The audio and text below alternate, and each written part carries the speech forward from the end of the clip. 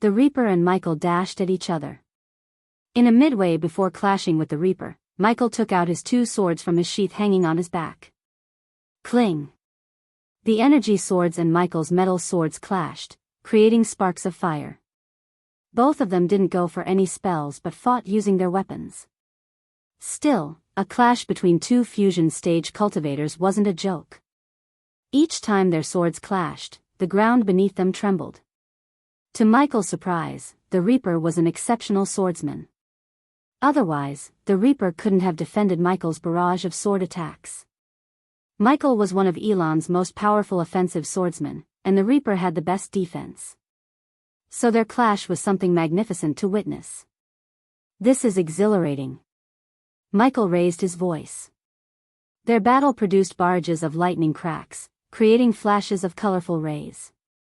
Then, unknowing to Michael, he pushed the Reaper from one end to another. They left a deep trail in the ground and almost split it in half. Boom! Michael pushed the Reaper against the hilt peak and swung his sword to cleave the Reaper's head. But the Reaper was able to evade as Michael's sword hit the mountain, carving a deep V-shaped cut. The entire mountain shivered. To defend himself, the Reaper shot towards the sky. Their speed was equal to a bullet. An ordinary cultivator wouldn't be able to see their bodies but only the crumbling rocks raining down. "You're good," the Reaper shouted, flying towards the mountain peak. "Did you think it's going to be easy?" Michael suddenly threw his sword upwards and fought with one sword and his bare hand. Boom! Boom! Boom! Michael defended the energy swords with his swords while throwing punches at the Reaper using the other hand. Every time the Reaper missed a punch, it landed in the mountain.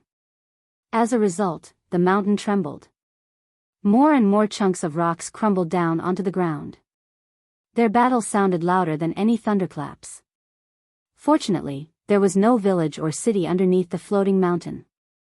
Otherwise, the huge chunks of rocks crumbling down would have greatly damaged the people. The latest _AP_SODIes are on _the website. Arg. The Reaper threw his one energy sword away to fight with one sword. He let out a thunderous battle cry before swinging his sword more violently. He wanted to put Michael onto the defense. Ha ha ha ha. However, the Reaper saw Michael burst into mad laughter. The Reaper could swear he saw a dark silhouette behind Ghost as he fought. But he shoved all his other thoughts to the back of his mind. A single slip of focus could end his life after all. Despite the cultivation difference between them, Michael gained the upper hand. Typically, a fusion stage level 4 cultivator would have a difficult time fighting a level 8. Yet Michael was anything but typical. 4 levels of difference were nothing to Michael. In fact, he was stronger than the Reaper at the moment because they both hadn't used a spell yet. Iron Gauntlet, but suddenly, the Reaper cast a spell. Since the fusion stage cultivators didn't need to utter the spell, Michael was caught off guard by the sudden appearance of a giant gauntlet behind him. The giant gauntlet was at least 10 meters long and 5 meters wide. Even though the gauntlet was created using Celestian energy, it looked like it was made of pure iron. Boom! Lightning Dash. Michael cast the lightning dash to turn himself into a lightning bolt and dashed upwards before the iron gauntlet bashed the mountain. When the gauntlet collided with the mountain cracked. As a result, the water flowed into the crack, and the majestic waterfall slowly disappeared. "I like that waterfall," Michael growled. Luckily, they both reached the peak, and the moment Michael reached the peak, he raised his hand. The sword Michael threw into the air before fell directly into his hand. Wing Blast. Before the Reaper could cast another spell, Michael raised his hand, sending a powerful blast of wind to the Reaper. The wind blasted the Reaper onto the mountain peak while Michael still hovered in the wind. Eagle Wings. The Reaper quickly cast another spell, as the ground beneath him emerged to form a shield resembling an eagle's wing around the Reaper. The wall shield protected the Reaper from the wind blast. Still, the wind blast was powerful enough to destroy half of the shield. Wing Blast. Michael sent another powerful blast of wind to destroy the rest of the shield. But when the wind blast obliterated the wall, the Reaper was nowhere to be found. Out of nowhere, the Reaper materialized behind Michael in the air. Michael's neck hair immediately stood up, sensing the danger, yet Michael was a second late to react in time. It was not Michael who was slow, but the Reaper was fast. Fortunately, the Reaper aimed with the intention to pierce Michael's heart, but Michael evaded getting stabbed through the shoulder. Visit. For the best no_vel_read_ing experience. Finally, after stabbing Michael, the Reaper stopped moving, and so did Michael. Not bad, Michael grabbed the energy sword sticking out of his shoulder and grinned. Instead of showing signs of pain, the Reaper saw a devilish grin when Ghost turned around. The energy sword radiated intense heat and would burn the victim's skin. Anyone who got stabbed with the sword would definitely be in severe pain despite their cultivation stage. The Reaper had seen countless cultivators scream and even cry in agony after being stabbed. But for the first time in his 150-years-old life, he had seen someone grin. Michael wasn't faking it or using APD either to fight the pain. In fact, Michael didn't feel any pain at all. His body and soul were infused with dark flames, one of the most powerful primordial flames in the universe. The heat radiated by the energy sword was nothing compared to the heat of the dark flames. As to why Michael grinned, it was because he had found out he felt no pain from the heat-radiating sword at all. Initially, when the Reaper stabbed him, he felt a sting, but afterward, he felt nothing. Wind blast. Michael grabbed the energy sword with one hand and sent a blast of wind with the other, blasting the Reaper away. At the moment, the two of them were hovering in the mid-air above the floating mountain. This is true power, Michael smirked, slowly pulling out the sword. The red light emanated by the energy sword flickered in his hand. When Michael pulled out the energy sword, the Reaper saw the wound closing visible to the naked eye without Ghost taking any healing potions. Why don't we finish this fight? Michael snickered. On the other hand, the Reaper reached out for the energy sword in Michael's hand, trying to summon the sword. The sword frantically trembled in Michael's hand to escape his grasp. Seeing the sword couldn't escape Ghost's grasp, the Reaper creased his brows underneath his mask. "Return to me," the Reaper shouted. But no matter how hard the Reaper tried to summon the sword, the Reaper failed to get his hand on the sword. Impossible, the Reaper panicked because the sword could not be controlled by anyone weaker than him. He had special runes on the sword to ensure the sword would always return to him. At that moment, a weaker cultivator like Ghost overpowered the sword, which shouldn't have been possible. The Reaper's mind was boggled until he lost the connection with his sword. Soon, the Reaper felt weak and exhausted. He even tumbled down a few meters without any control over his body. "What's happening?" the Reaper asked Michael, feeling his connection to the celestial energy slowly declining. In a couple of moments, the Reaper went from the fusion stage to the core strengthening stage cultivator, rapidly weakening by the second. Visit. For a better user experience, I found the cure for the molten plague. So it wasn't challenging to weaponize the plague, Michael smirked. The air you breathed wasn't purely natural. In simple words, I poisoned you without even you noticing. The Reaper's vision blurred as he started to vomit dark blood. Additionally, the Reaper's skin gradually turned gray, and his hair lost its shininess. Michael looked down for a moment before turning his gaze back at the Reaper. "Wow, you'll be a human omelet by the time you hit the ground. Your Reaper's friends will have a hard time scrapping you off the ground if they found you, that is," Michael laughed.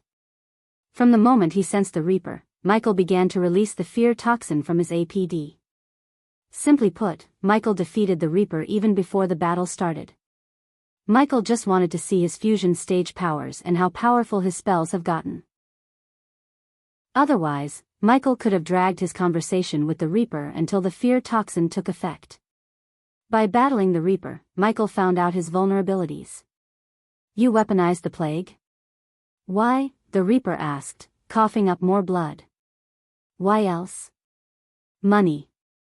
By this time next week, the entire R will be struck by the plague. Desperation will take hold of R, including the Empress. A man with a cure will be like a god at that time. I can name whatever the price I want." The Reaper didn't utter any word for a moment. He had seen hundreds of ruthless and evil beings in his life, but Ghost was the evilest two-faced demon he had ever seen.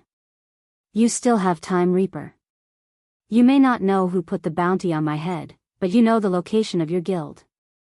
Reveal the location, and they'll give you the cure.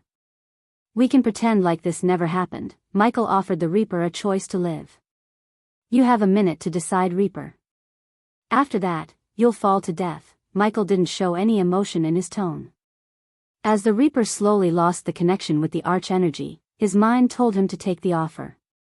The Reapers were known for their brutality and ruthlessness, not for loyalty to the guild.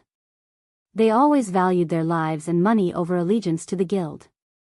Thus the Reaper was tempted to reveal the location in exchange for the cure. He couldn't simply trust Ghost's words, but he had no choice either. Tick-tock, Reaper, tick-tock, visit. For a better user experience. The Reaper gave Ghost's offer a deep thought. But, since he was losing the connection with arch-energy rapidly, the Reaper had to make a choice quickly before he fell to death. Give me the cure first. The Reaper tried his luck only to get no response from Ghost. Fine. Here, this is the map to the guild where I picked up the assassination contract with your name on it. The Reaper quickly accessed his space ring and threw a parchment to Michael, who caught the map. Michael opened the parchment to see the map of the Aur continent, which was divided into 3 elven kingdoms, 2 dwarven kingdoms, 1 large beastmen kingdom, 1 orc kingdom, and finally, 1 kingdom ruled by a human king. Even after being divided into 8 kingdoms, a vast piece of land was occupied by a barren snowy mountain chain to the north. Michael searched for Nagaland on the map of Aur but found it very far from the continent. Nagaland wasn't a part of the mainland. Instead, it was a large island almost a quarter the size of Aur. The Grim Reaper's guild was located between Sil Allery and Thera in the forest. It was marked with a red cross.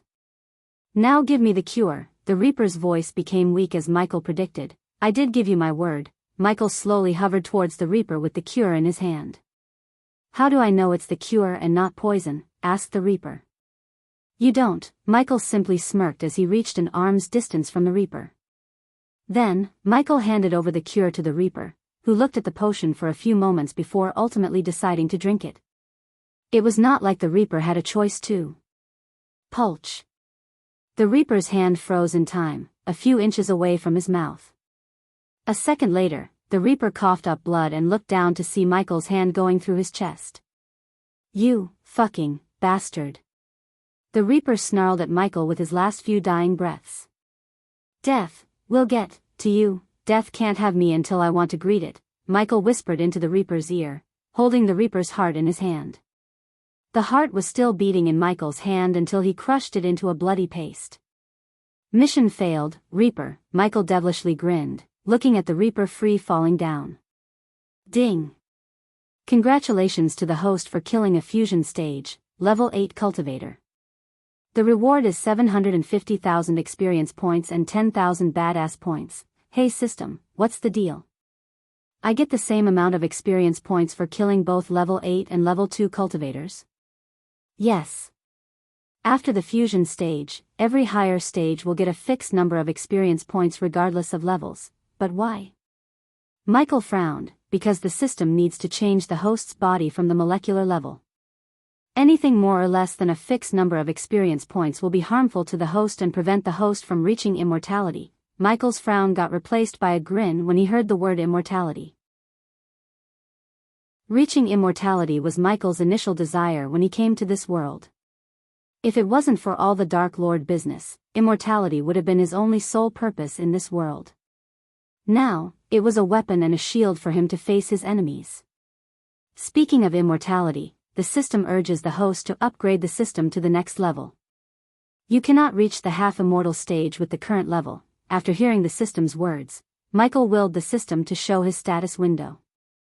Host, Michael cultivation level, fusion stage, level 4 experience points, 750,000/1,000,000 badass points, 320,000 skills and spells, wind blast, LVL 6 visit. For the best no_vel_read_ng experience responsive shield, LVL 8 environment scanning, LVL 6 ignitia, LVL 8 lightning dash, LVL6 Energy Devour, LVL2 Soul Eater, LVL1 Death Range, LVL3 Eyes of Darkness, Normal. Can sense the cultivation level of others. Eyes of Darkness, Lucifer. Can sense the cultivation level of others. Can see through illusions. Cloud of Darkness, Lucifer. Weak-willed enemies will lose their courage completely and surrender. Death range will be 50% more powerful, and if activated in darkness, the host's cultivation level will be boosted 4 levels up regardless of the stage barrier. Wordless Spellcaster, Lucifer. In full Lucifer form, the host just has to think of the spell to cast it. Techniques: Swords of Destiny, 98% Mastery. Ring of Fire, 94% Mastery. Serpent Maga, 98% Mastery. Occupation: Core Disciple of Sunrise Sect, the Guardian of Sunrise Sect, Lord Lucifer of the Abyssal, the Dark Lord, King of Bradford. Status: Healthy goals: Control the world, rebuild the Order of Death. Utility function: Banker, LVL 5, ratio: 1000 gold coins, 40 badass points, runic teleportation, X-ray vision, also integrated with Eyes of Darkness, wealth, 25 million gold. Special trait: 5-star alchemist. The latest _AP_SODIES are on the website. 5-star inventor. Subordinates: Gaia, warrior, loyalty level 100%, Raylene, 5-star chef, loyalty level 99%, Arya, assassin, loyalty level 87%, Heinberg, warrior, loyalty level 48%, Maxine, warrior, loyalty level 98%, Tiberius, warrior, loyalty level 55%, Sadie, loyalty level 50%, Ricky, loyalty level 98%, Titus, loyalty level 60%, Optimus, loyalty level 60%, the Silent Reaper crew, pirates, loyalty level 92%, base of operation, Sunrise Sect, the Abyssal, the Crypt Kingdom of Bradford. Familiars: Nightmare, Forest Dragon, Vidora, 3-headed Hydra, elemental manipulation, wind, 10% mastery, fire, 10% mastery, lightning, 15% mastery, darkness, 25%. Michael could turn his gold coins into badass points, but the upcoming auction prevented him from doing so. According to Valric from Grand Spire Bank, 20 million gold coins was just a measly amount to have when attending the auction. She also said he could buy some ordinary items with his coins if he had luck. But, for the time being, Michael wanted to hold on to his gold coins. You also used to give me gifts every time I reach a new stage, Michael complained to the system. It had been quite some time since the system gifted him like it used to. With everything going on, Michael wanted to get his hands on some legendary gift boxes of the system. Stop asking for freebies and focus on upgrading the system. The system sounded kinda irritated by Michael's question. Michael didn't have time to argue with the system. Besides, he knew there was no point arguing with the system. Hence, Michael closed the system interface and flew in the direction of the Voldegard compound. While flying, Michael tried to contact Gaia through the earpiece. "Where are you?" Michael sighed in relief when he heard Gaia's voice. "On my way to the Voldegard compound." "Is everything all right? Did you have any trouble?" "No," answered Gaia. "Things are pretty normal here. But they are preparing a lavish feast for you. Hope you're hungry." As a matter of fact, I am. All the fighting and killing made me hungry. Michael cracked his neck, producing a cracking sound in his neck. The latest _AP_SODIES are on the website. I am not surprised. The Reapers are becoming a headache. Have you managed to get the location of their guild? Gaia had the same thought about getting their location as Michael. I did, so let's pay them a visit then, but not as Ghost and Elia. Michael sensed a tinge of evilness and killing intent in her voice. It was apparent she wanted to destroy the Grim Reapers as Dark Lord and the Dark Queen. Well, talk more when I get there, Michael said before cutting the communication between them. Afterward, Michael just flew towards the castle without using the lightning dash. He enjoyed the dark clouds above him, drizzling, and the wind against his face. It provided him with a captivating experience.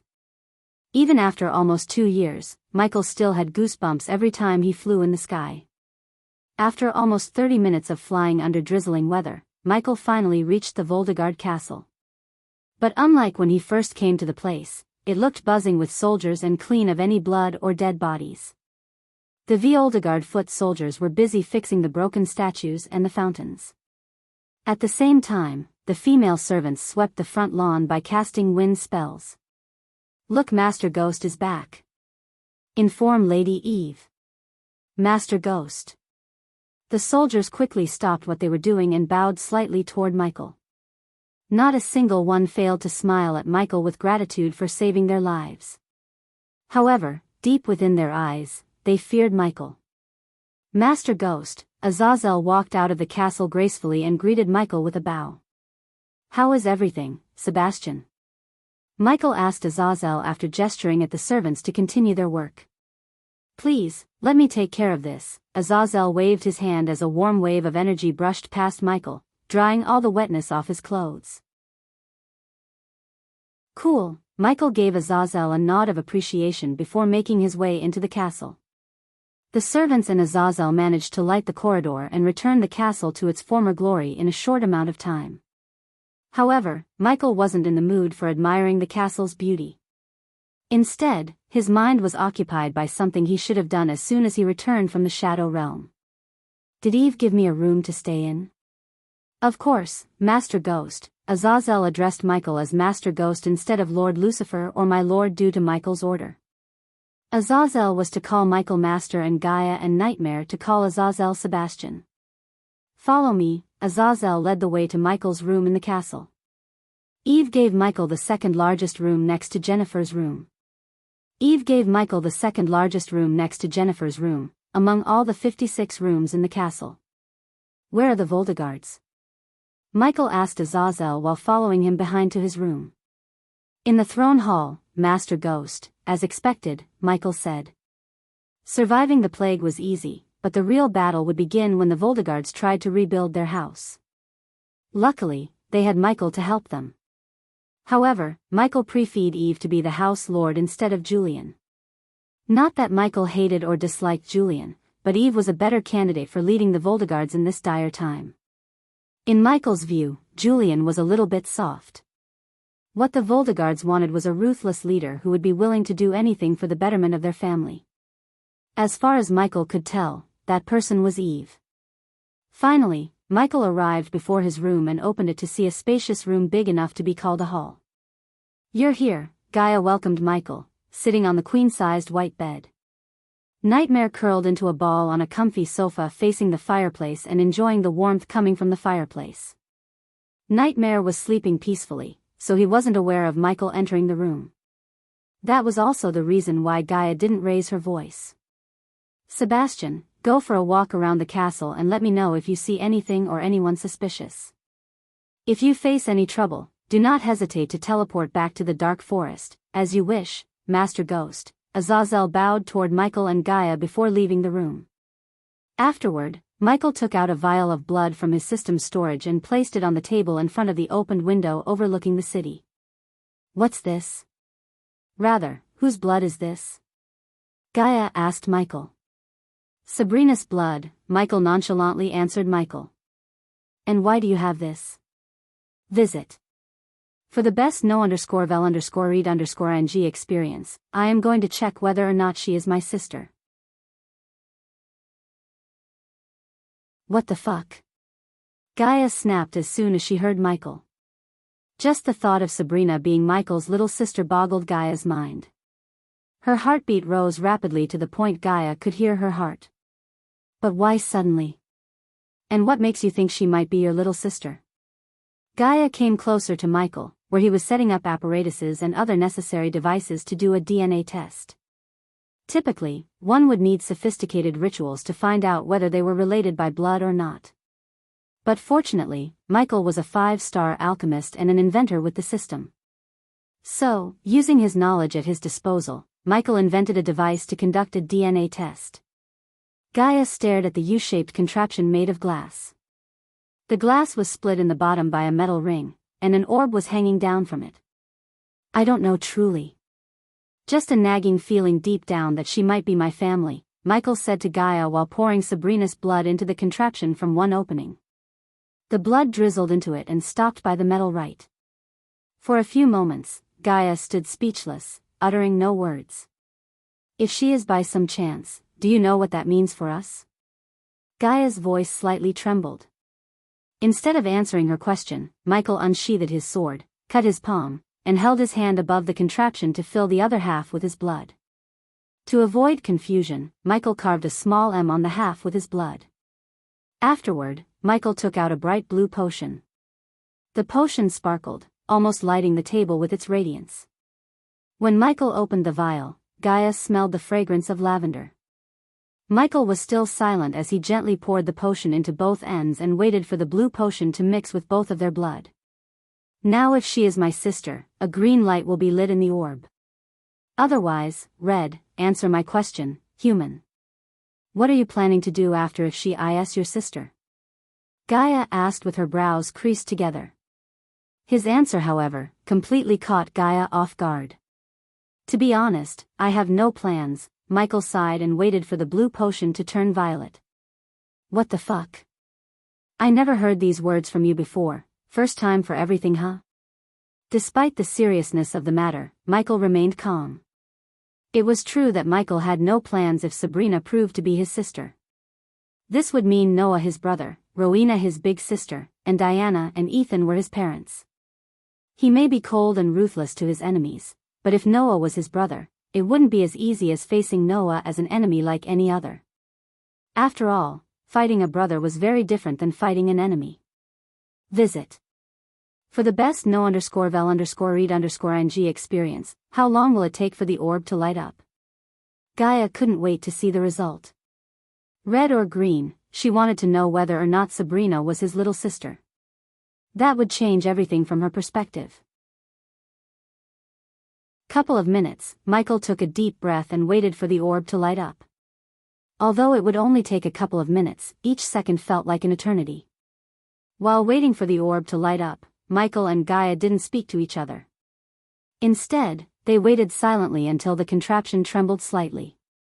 Is this supposed to happen? Gaia questioned. Michael was supposed to say yes when the orb lit up in red light. As soon as Gaia saw the red light, she sighed in relief. But Michael couldn't even tell what he was feeling. His mind was boggled with mixed feelings. Michael's contraption checked the two blood samples' shared bond of siblings. The orb would have lit in green only if the Sky Hall hadn't put a rune on everyone in Diana's family to cut all their ties to the Dark Lord.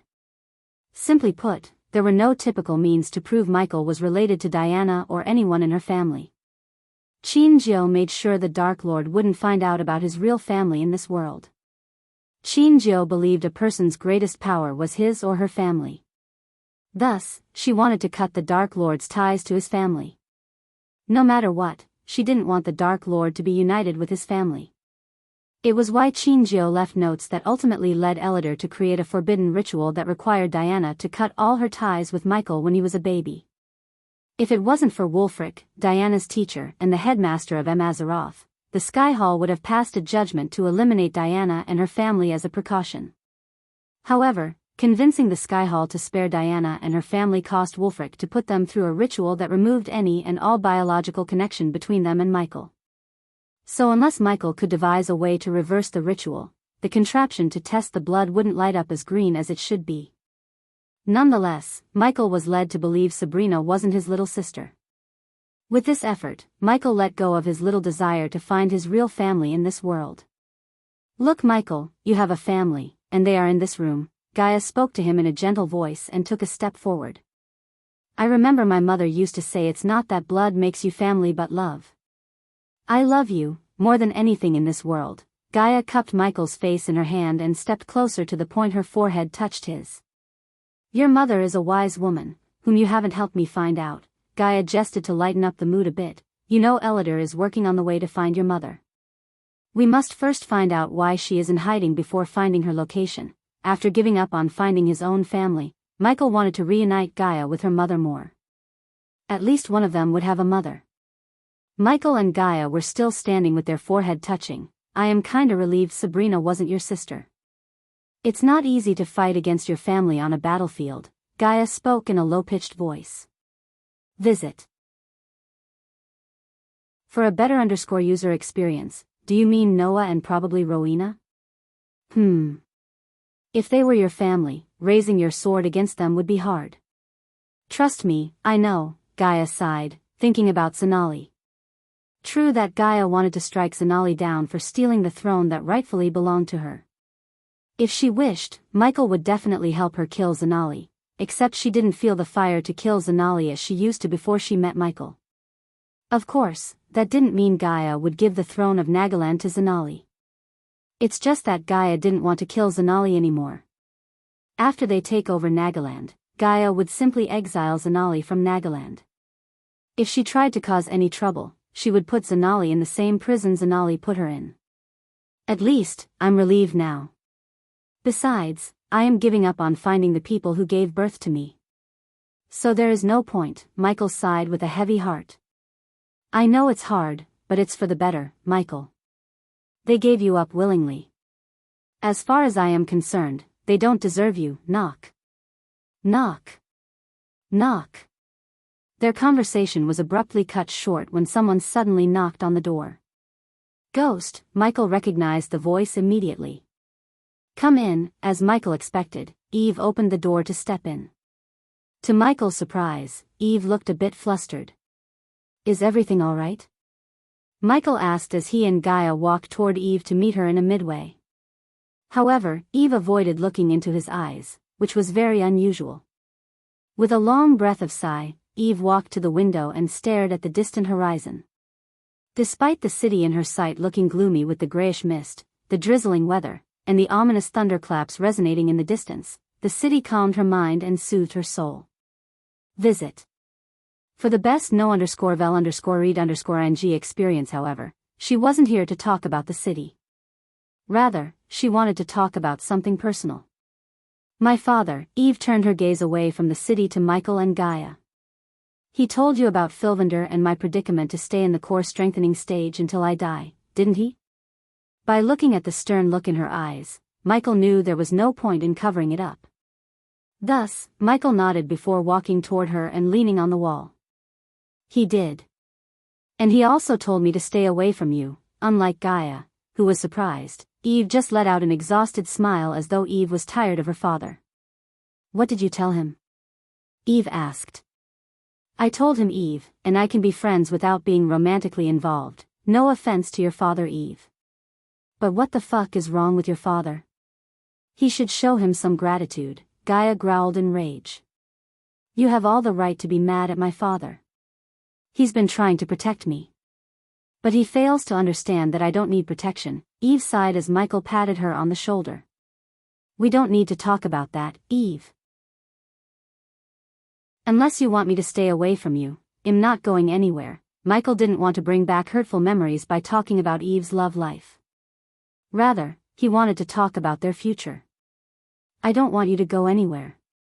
Promise me you two will be my friends forever. Gaia didn't expect her to make such a request at all until she heard what Eve had said next. Visit. For a better user experience, father and my family only know that I won't be able to break through to the next stage. But the full truth is that I am sick and don't have much longer to live. Maybe a couple of years, Eve's voice stuttered. Let me guess, the elves told you this. Although the news Eve had just revealed, Michael remained calm and had a smirk on his face. System, scan Eve and tell me if something is amiss. Michael ordered the system and paid 20,000 badass points as the price. After Michael paid 20,000 badass points, the system scanned Eve's body with invisible rays that Michael's eyes could only see. Eve slightly felt a warm sensation running throughout her body. The system scan is complete. The system has found several curses in Eve's body. The current system version cannot find the origins of the curses. What's the nature of these curses? Michael wasn't surprised as he expected the elves to put some curses on Eve's body. What Julian said about Fylvander's parents agreeing to marry their son to a human girl was too good to be true.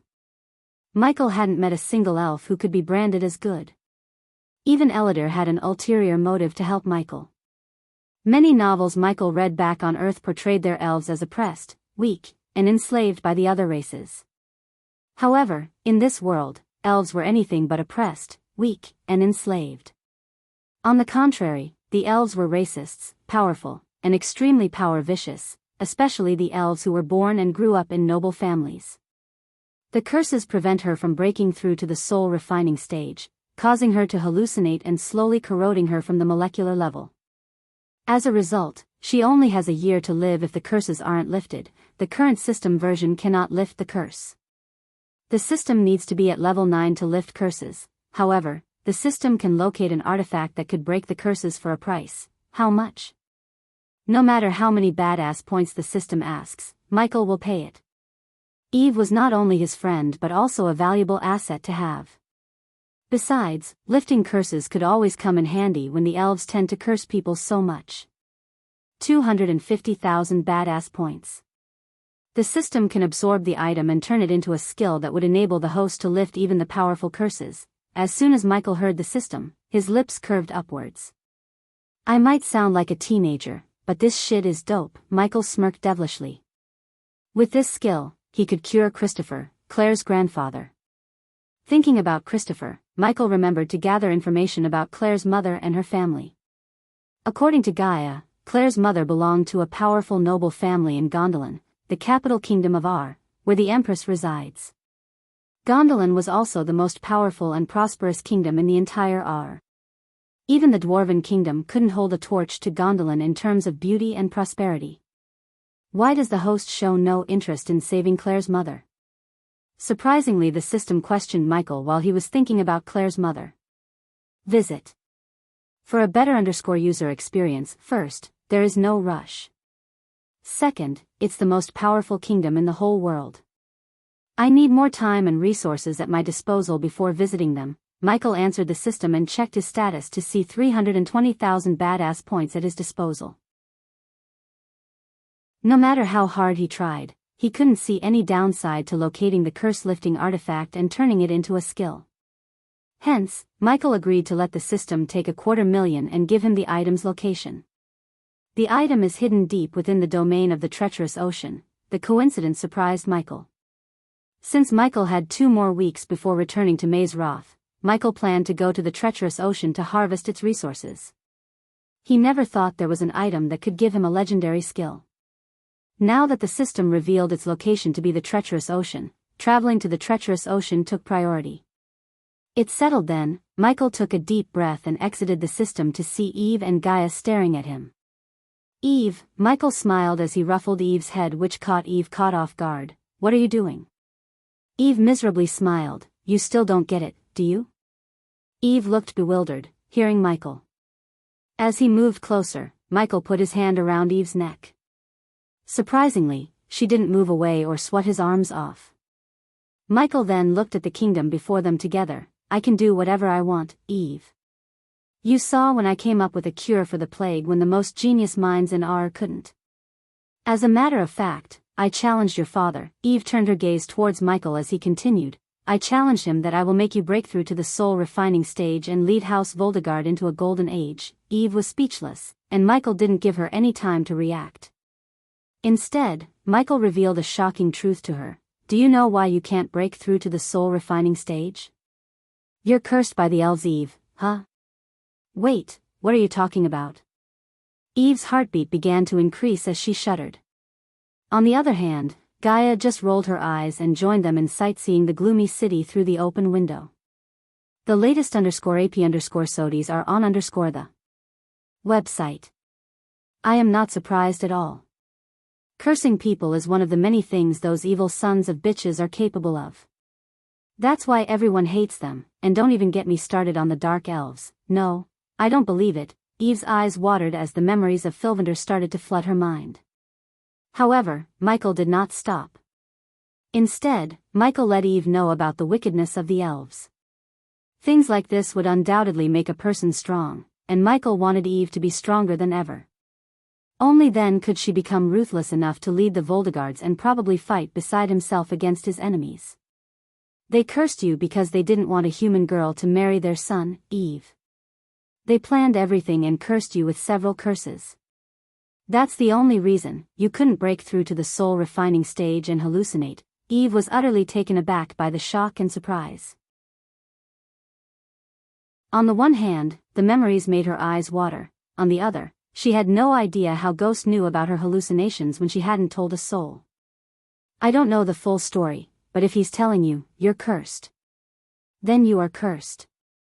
And you're freaking lucky to have met him, Gaia declared sternly. It's shocking, I know. Take your time to process everything. But be cool.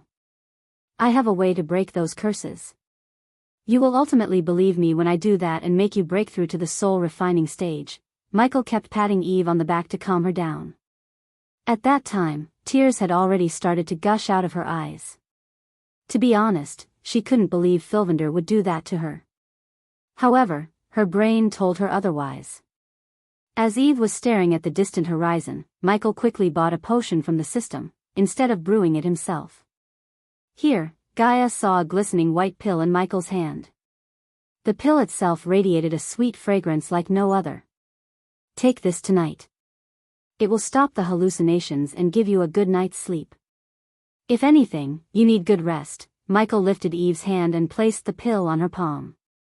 Why go to all this trouble to help me? Eve couldn't help asking Michael. Although she felt like Michael was her best friend and could trust him with her life, Eve wanted to know why he was helping her. After all, Eve didn't have a clue that they were best friends once, and she died protecting the Dark Lord.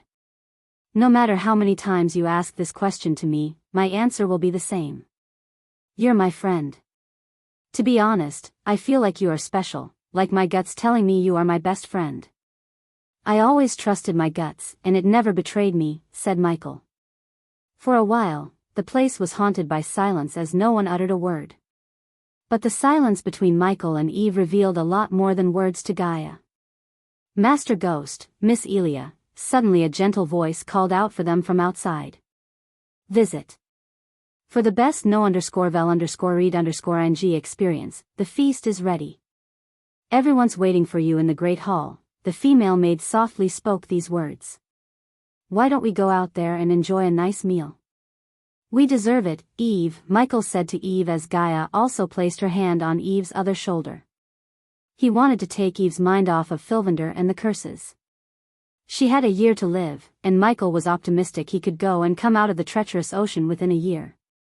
This time, he wasn't going there as a core formation cultivator but as a fusion stage cultivator with the system online, unlike the last time.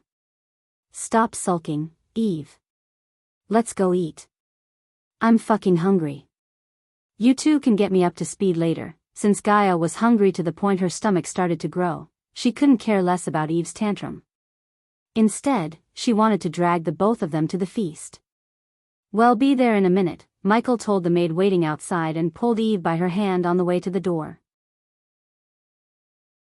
Does Fylvander know about the curses?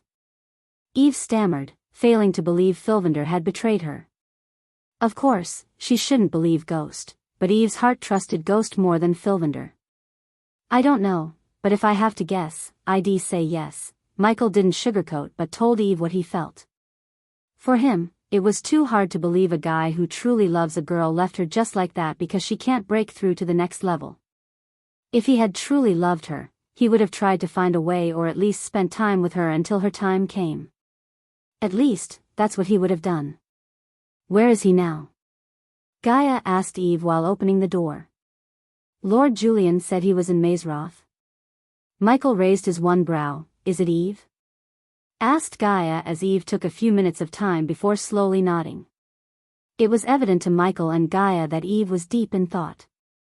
How can she nod after Michael had revealed the truth to her? As far as Michael was concerned, Eve handled the news pretty well. I heard the Fylvander somewhere in Mazeroth. Anyways, until I break the curses, I won't break his bones. What are you talking about? Eve creased her brows, wiping off the tears from her face. Okay, I won't do anything to him, Michael shrugged, but Eve didn't believe him, not even for a second. Master Ghost, Miss Elia, Lady Eve, maid standing a few meters away in the corridor greeted them. Then, the maids led the three to the great hall where Lord Julian and Ingrid had prepared a lavish feast for Michael and Gaia. Visit. For a better user experience. Michael followed the maids to the feast hall. The metallic lock rattled against the door when the maids opened the dark wooden doors. He couldn't help but grin when he saw the feast just for him. The hall had several long oak tables filled with food, mainly meat and freshly baked loaves of bread. In this world, most of the grand halls had the same arrangements. Long tables with a space leading to stairs to reach the elevated platforms where the prominent figure dined and behind engraved oak tables set facing the grand hall. As soon as Michael entered the hall, the chit-chattering silenced a bit while Michael gestured at them to continue. Usually, there would be barrels of ale for everyone to treat themselves, but the ale storage was destroyed in the battle against the Rotguards. Due to that, they only had fruit juice and water. Good thing they didn't have any dwarves among them. Otherwise, the short-bearded bastards would have caused a riot just because there was no ale. The servants and guards in the hall were grateful to eat at all. They almost died and now had the chance to eat. Somehow the near-death experience caused them to appreciate the little things in life, even eating a loaf of bread. The cultivators in R didn't give much importance to eating. Instead, they revitalized their bodies with arch energy which was abundant in the atmosphere, unlike on any other continent. When Michael climbed a couple of wooden stairs leading to the oak tables, Lord Julian and Lady Ingrid welcomed him with a warm grin. Lord Julian, Lady Ingrid, Michael and Gaia nodded as Lord Julian looked a little bit uneasy, seeing Michael with Eve. After greeting the Lord and the Lady, Michael took the seat beside Lord Julian as Eve took the seat between Ingrid and Jennifer. Aside from the core Voldegard family, the three soul refiners sat on the far left side of the long table. But, of course, Michael didn't fail to greet them with a friendly smile. Mariana, Lady Ingrid clapped once, calling the blonde-haired girl with bunny ears and a bushy fox tail. The girl's silver hair shone under the glistening chandelier and the golden light emanating from the candles. Seeing the girl coming to him with a jade bottle, Michael paused her. "I'll take any fruit juice you have, yes, Master Ghost," the girl meekly spoke before running back to the kitchen through the door at the end of the long table. Meanwhile, Michael picked up a honey-glazed turkey leg, a vegetable salad dressed with white yogurt, and mashed tapioca using the wooden spoons and forks. Self-serving was still a new thing in this world, so when a prominent figure like Michael served himself without waiting for a maid raised a few eyebrows, including Ingrid's. The few eyebrows became many eyebrows when he served Gaia himself. The latest _AP_SODIES are on _the website. "So, Miss Jennifer, how's Lord Hendrix doing?" Michael asked Jennifer, who was still in shock at everything that had happened. Although the cure healed her body, the plague did have some effects on the mind. "The last time I heard, he went to Namladar," Jennifer replied in a small voice only loud enough for them to hear. "It's the Dwarven Kingdom," Gaia whispered into his ear. Unfortunately, Lord Information's book only contained rumors and information about Elon and Azair. So when it comes to R, Michael had no idea about the kingdoms, noble families in the power play, or places of interest. "Dwarven King, huh? I wonder what Lord Hendrix's business with the dwarves?" Michael asked while cutting the perfectly cooked flesh of the turkey. "Maybe something to do with the winter," Lord Julian said to ease the tension between him, Eve, and Ghost. Now that Michael heard Lord Julius, he remembered currently they are in the autumn and winter was just around the corner. He was too busy killing vampires and traveling to other universes to notice the season change.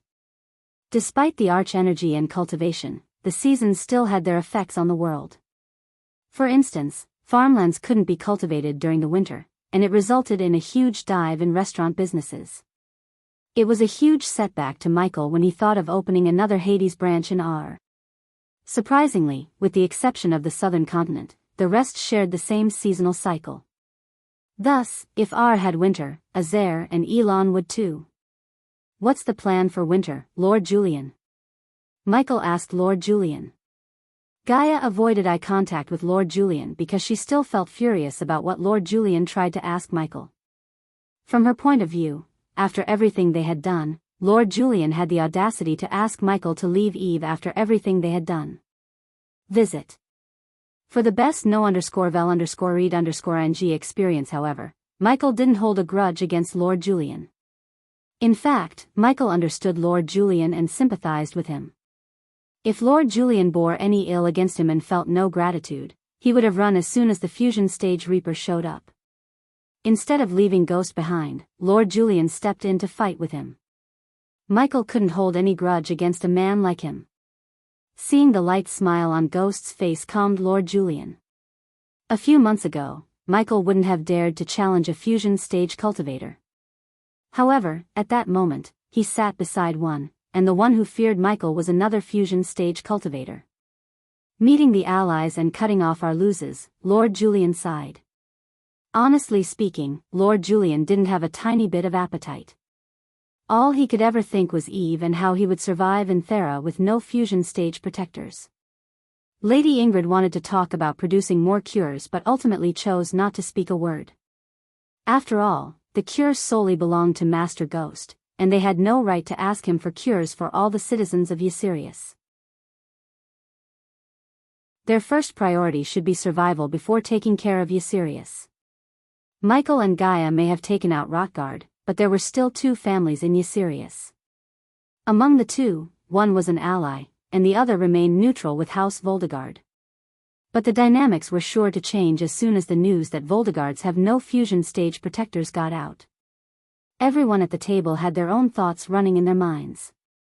Still, they all managed to put up a smiling face for the sake of the servants and the soldiers. If they showed any weakness, the rest would surely lose morale, and it would only lead them to either deserting House Voldegard to join another or simply leave them.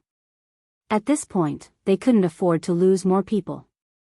I have no right to tell you how to run your house, but getting the king's protection won't be a bad idea, Michael stated, chewing the tender flesh of the turkey in his mouth. Oh please, Master Ghost, you literally saved us. So I grant you all the rights to speak your mind, Lord Julian replied.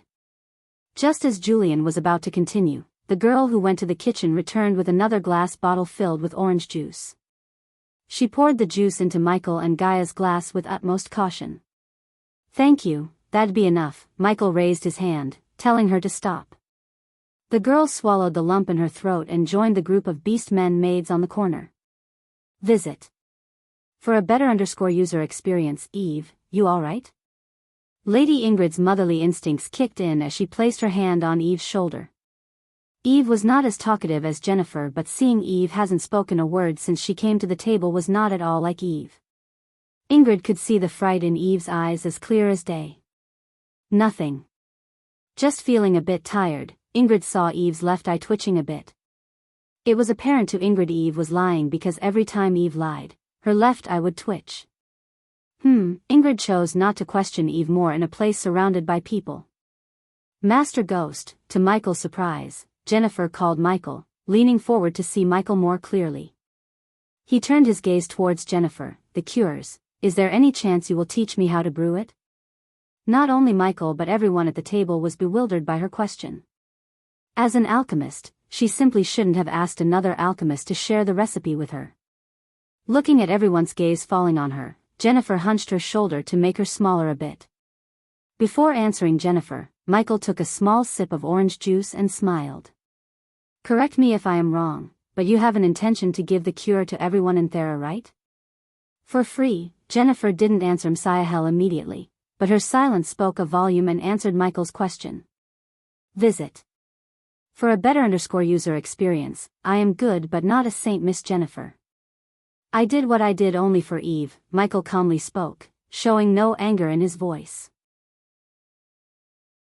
If Jennifer had asked Gabriel or any other alchemists to reveal their recipe, they would have thrown her out. However, one couldn't blame Jennifer entirely as she recently met a young man who taught her how to revive dead crops without asking for a single coin. Jennifer insisted the young man take something from her space ring, but he simply refused. The potion recipe the young man gave her would have fetched him millions if he sold it in a market. Every year, the farmers in Thera lost half of the crops or sometimes all the crops to a blight called black mist. Even the dark elves, who were masters of nature, couldn't do anything to avoid losing their crops to the black mist. As the name suggested, the black mist appeared in the form of a dark, gloomy mist, especially above the ripped crops waiting to be harvested. Even if the farmers were considerably richer than the farms on the other continents, they were still farmers who relied on crops. So losing half or full harvest was devastating to them. Jennifer, a disciple of Abraxia, one of the best academics for alchemists, wanted to find a solution to the black mist. In fact, she chose to find a solution to the black mist as her project despite her professors advising her against it. This was the reason for Jennifer's visit to Nagaland, where she met the young man who miraculously showed her how to get rid of the black mist. Although Jennifer had no ill feelings towards Ghost, that young man was undoubtedly more benevolent and kind than Ghost.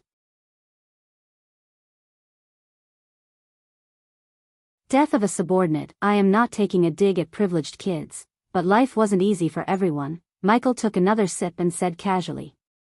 Some of us had to claw our way up, Miss Jennifer. So after reaching the top, we won't have the same kindness and compassion as you. We simply lose those feelings and put a price on everything. After all, we haven't experienced any kindness or compassion, Michael said, smiling. However, Michael took a long sip and placed the empty cup on the table again. I am not a monster either. I already made a deal with Aqua Palace. I am to distribute the cures through them starting from next week, said Michael. Next week? Jennifer creased her brows but chose not to say anything. Upon finishing the feast, the servants left the grand hall after bowing to them. They were fortunate to work for the Voldegard family. Otherwise, they wouldn't have received extra cures for their family members. After everyone left the grand hall, Michael went directly to his room and began to brew the cures in silence. On the other hand, Gaia and Nightmare sat on the bed with their eyes closed to cultivate. After all, they had to take advantage of the thick arch energy in the atmosphere. Michael placed his table facing the open window. He stared at the evening sky brewing the cure. A few hours passed in utter silence when Michael finished brewing almost 3 large crates of cures. Since there was a possibility of a Reaper coming to assassinate him, Michael remained vigilant. Before starting again to brew potions, Michael removed the broken APD and fixed it quickly. The vampire made a number to the APD while in the Shadow Realm. If he hadn't repaired the APD now, problems might arise later. Thus, Michael fixed it under the light of candles. Although they had chandeliers, Michael enjoyed the darkness. His next goal was to brew enough potions to cure 500 people. It was indeed a small number, but brewing more would take time. Fortunately, Michael had nothing to do for a week. At least that was what he thought until his vision completely turned red with the system's notifications. Warning. Subordinate Heinberg is dead. The host has lost 50,000 badass points. The latest _AP_SODIs are on the website. Michael clenched his fist when his vision was blocked by pulsating crimson-red warning boxes in front of his eyes. He couldn't believe what he had just heard. The system did not only reduce 50,000 badass points but gave him a massive headache like someone's been hitting his head with a sledgehammer. But neither the headache nor the badass points disturbed Michael. Rather, it was the notification. What the fuck? Michael furrowed his brows as he tried to contact Maxine. My lord, where is H? Michael asked, gazing at the gloomy city under the night sky. He went to the peace talk with General Quintus. Tiberius went with them. Is something wrong, my lord? Maxine's voice turned grave. Where? Instead of giving Maxine a direct answer, Michael asked where they went to hold the peace talks. If anything, the system couldn't be wrong, and if it said Heinberg had died, then it must be true. The question was how and who killed Heinberg. But after hearing Maxine, Michael could answer his own question. In the abandoned castle in the hissing wood, Michael ignored the rhythmic clicking sounds produced by the undead harvesting the arch-energy crystals with pickaxes. Where are you at? Michael asked Maxine as Gaia's eyes twitched. In the Stormville Mountain, my lord, I'll be there in a minute. Get ready to move out. Michael cut the connection without saying anything further. Afterward, Michael quickly closed the windows as well as the curtains. The room lost all the light, and the darkness took hold of the room. With a simple wave of his hand, Michael snuffed out the light from the candles and chandeliers. When the room fell pitch black, Michael's eyes glistened like rubies. Stay here, Michael told Gaia a second before he vanished from the room. Visit. For the best no_vel_read_ng experience. Maxine dropped the pickaxe in her hand. Feeling uncomfortable because of the graveness in the Dark Lord's voice, Maxine flicked her wrist. In the next second, a skull mask and black robes materialized in her hand. She quickly placed the mask on her face and put on the dark robes above the dusty brown tunics. A cold breeze brushed past her back as Maxine felt a terrifying yet familiar presence. Maxine didn't need to turn around to tell that the man standing behind her was the Dark Lord. But unusually, the glistening blue crystals flickered, and the dark caves became darker. There was also a coldness in the air that sent shivers through her spine. She had never felt such a presence from the Dark Lord before. Coupled with the Dark Lord's questions about Heinberg and where he went, Maxine had a sickening feeling in her gut. No time for pleasantries. "Lead me to Heinberg now," Michael said. Before Maxine could reply, Michael grabbed Maxine by her shoulder, casting the lightning dash. Michael only wanted Maxine to show him the way. He had no need for a backup, especially when one of his subordinates had died a few moments ago. This was the first time Michael lost a subordinate. Though he remained calm, Michael wanted to rip whoever killed Heinberg into shreds. It took so much effort to make each and every subordinate loyal to him. The last time Michael checked, Heinberg was on his way to becoming completely loyal to Michael. Every single subordinate was the cream of the crop, handpicked by Michael and Gaia. So losing one of them really stung Michael. Considering Michael pushed himself to the limit, his speed was to the point everything looked blurry. "I shouldn't have taken Azazel away from the surveillance room," Michael blamed himself for making such an amateur mistake. Though all his subordinates had spiders that functioned as neck cameras, they were useless without Azazel to monitor them and inform Michael that something went wrong. Since Michael took Azazel with him to R, there was no one to watch the feed. He would have put Vidora on the job if they didn't go into seclusion to cultivate. Such a bad time to go into seclusion. Still, Michael had no way of foreseeing the future. He knew there was no way he could have predicted Heinberg's death. After 30 minutes of flying at a speed closer to the speed of sound, Maxine stopped him. She pointed at a worn-out castle tower protruding out of the thick canopy. Michael's eyes quickly adjusted themselves to the darkness. Upon flying closer to the castle, he activated his thermal vision to see if there were any life signs inside the castle.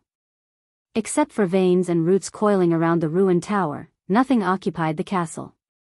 System, teleport Maxine back to the Stormville Mountain. The runic teleportation immediately teleported Maxine back to Stormville Mountain. Afterward, Michael slowly flew towards the broken castle. Only the tower was visible to Michael. The rest was covered entirely by the canopy. He entered the castle through the opening where a huge bell used to be. "Azazel," Michael contacted Azazel while descending towards the throne hall. "My lord," answered Azazel. "Visit. For the best no_vel_read_ng experience, return to the dark forest and tell me where Tiberius is." "As you wish, my lord." Upon landing on the once lavish throne hall, Michael saw the large roots and veins running chaotically throughout the hall. However, there was a stone table in the center that was spared by nature. With a wave of his hand, Michael conjured the alchemy flames, vanquishing the darkness with the jade light. As he got closer to the square stone table, fresh blood glistened under the jade light. Michael furrowed his brows, looking at the puddle of blood on the other side of the stone table. He squatted down beside the blood and touched it with his hand. Still warm, Michael felt the slight warmth from the blood. However, he couldn't be optimistic. The ground had absorbed most of the blood, but still, there were at least 3 liters of blood in the puddle. No way a person could survive after losing that much blood.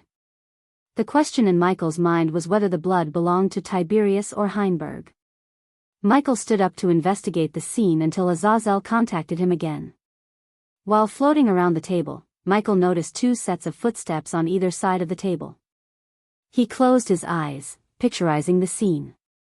In his mind, he could see Tiberius and Heinberg sitting on one side of the table and 5 people on the other. According to the footsteps' depth, Michael could tell whoever it was. They all wore heavy armor. "Quintus, were you here?" Michael asked himself, slowly opening his eyes. Why did those idiots come here alone? Michael muttered under his breath. Apparently, the peace talk was just a facade to kill Heinberg and Tiberius. If General Quintus had Heinberg killed, he didn't want anyone to find Heinberg's body. Besides, he may have taken Tiberius too because no footsteps were leading to any of the broken windows or collapsed walls. Knowing Tiberius and his skills, it would be challenging for Quintus' men to take Tiberius alive without a fight. How did they ambush them? Michael saw no signs of footsteps in the blood puddle. So Michael looked upwards and flew towards the ceiling. To his surprise, Michael saw claw marks on the ceiling straight above the table. He looked deep to see if he could see more claw marks, but he only found 4. The pattern and distance between each claw mark told Michael that a person wearing sharp claws was sticking to the ceiling like a gecko. Michael looked down. When the time came, he dropped to the ground and probably cut Heinberg's throat. The sudden turn of events must have caught Tiberius off guard, Michael concluded. To learn how Tiberius went down, he needed more evidence, but luckily, his investigation came to an end when Azazel contacted him through the earpiece. Visit. For a better user experience, my lord. I found Lord Tiberius. He's been tortured by someone in a dark room as we speak. Meanwhile, in a dark room dimly lit with torches, Tiberius was hanging from the ceiling with his hands and legs bound by metal chains. His entire body was riddled with cuts and bruises. Heinberg's body lay on the ground beside Tiberius. His throat was slit from one end to another. Whoever killed him made sure Heinberg had no chance of healing at all. The cut's deepness was to the point they almost cleaved his head off. Arg, Tiberius growled as blood oozed out of the cut on his left cheek. Despite the torture, the fire of anger burned bright in Tiberius' eyes. In addition to the anger, he grinned, revealing blood-stained teeth. You have no idea who you're dealing with here, Tiberius said, looking at the darkness. After Tiberius growled and spat the blood in his mouth, 3 figures walked out of the darkness. The man who walked forward with a devilish grin on his face was General Quintus. The armor itself consisted of broad ferrous strips fastened to internal leather straps.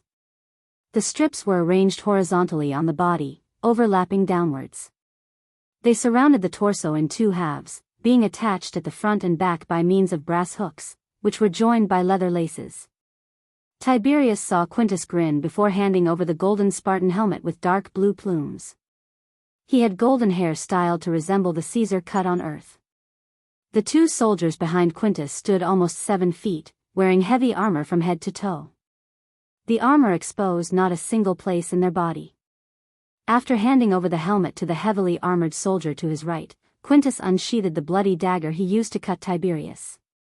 Are you talking about the pirate captain who could use magic or the black one who controls the Senate of Maven and Giselle from the shadows? Both are the same, you moron, Tiberius snickered. He didn't show a single sign of fear to Quintus or the dagger, no matter how many times Quintus cut him up. Upon hearing Tiberius, Quintus didn't look surprised. As a matter of fact, Quintus knew the Black One and the pirate captain who could use magic were the same. After the Black killed pirate Lord Vance, the news about the Black One spread throughout the continent like wildfire. At this point, there was not a single person who didn't know about the Black One. Even the 3 kings of the southern continent had formed a secret alliance to fight the Black One in case he tried to invade them. The alliance extended its arms to Kingdom Myril. They believed Myril might be the last Senate-ruled kingdom that was not under the control of the Black One. Normally, the 3 kings wouldn't meddle with the Senate-ruled kingdoms. However, after the Black One annexed the pirates, they put aside their differences to join forces. They believed their kingdoms weren't far away from being invaded by the Black One. So Myril declared war on Pririd to lure the Black One out of the shadows.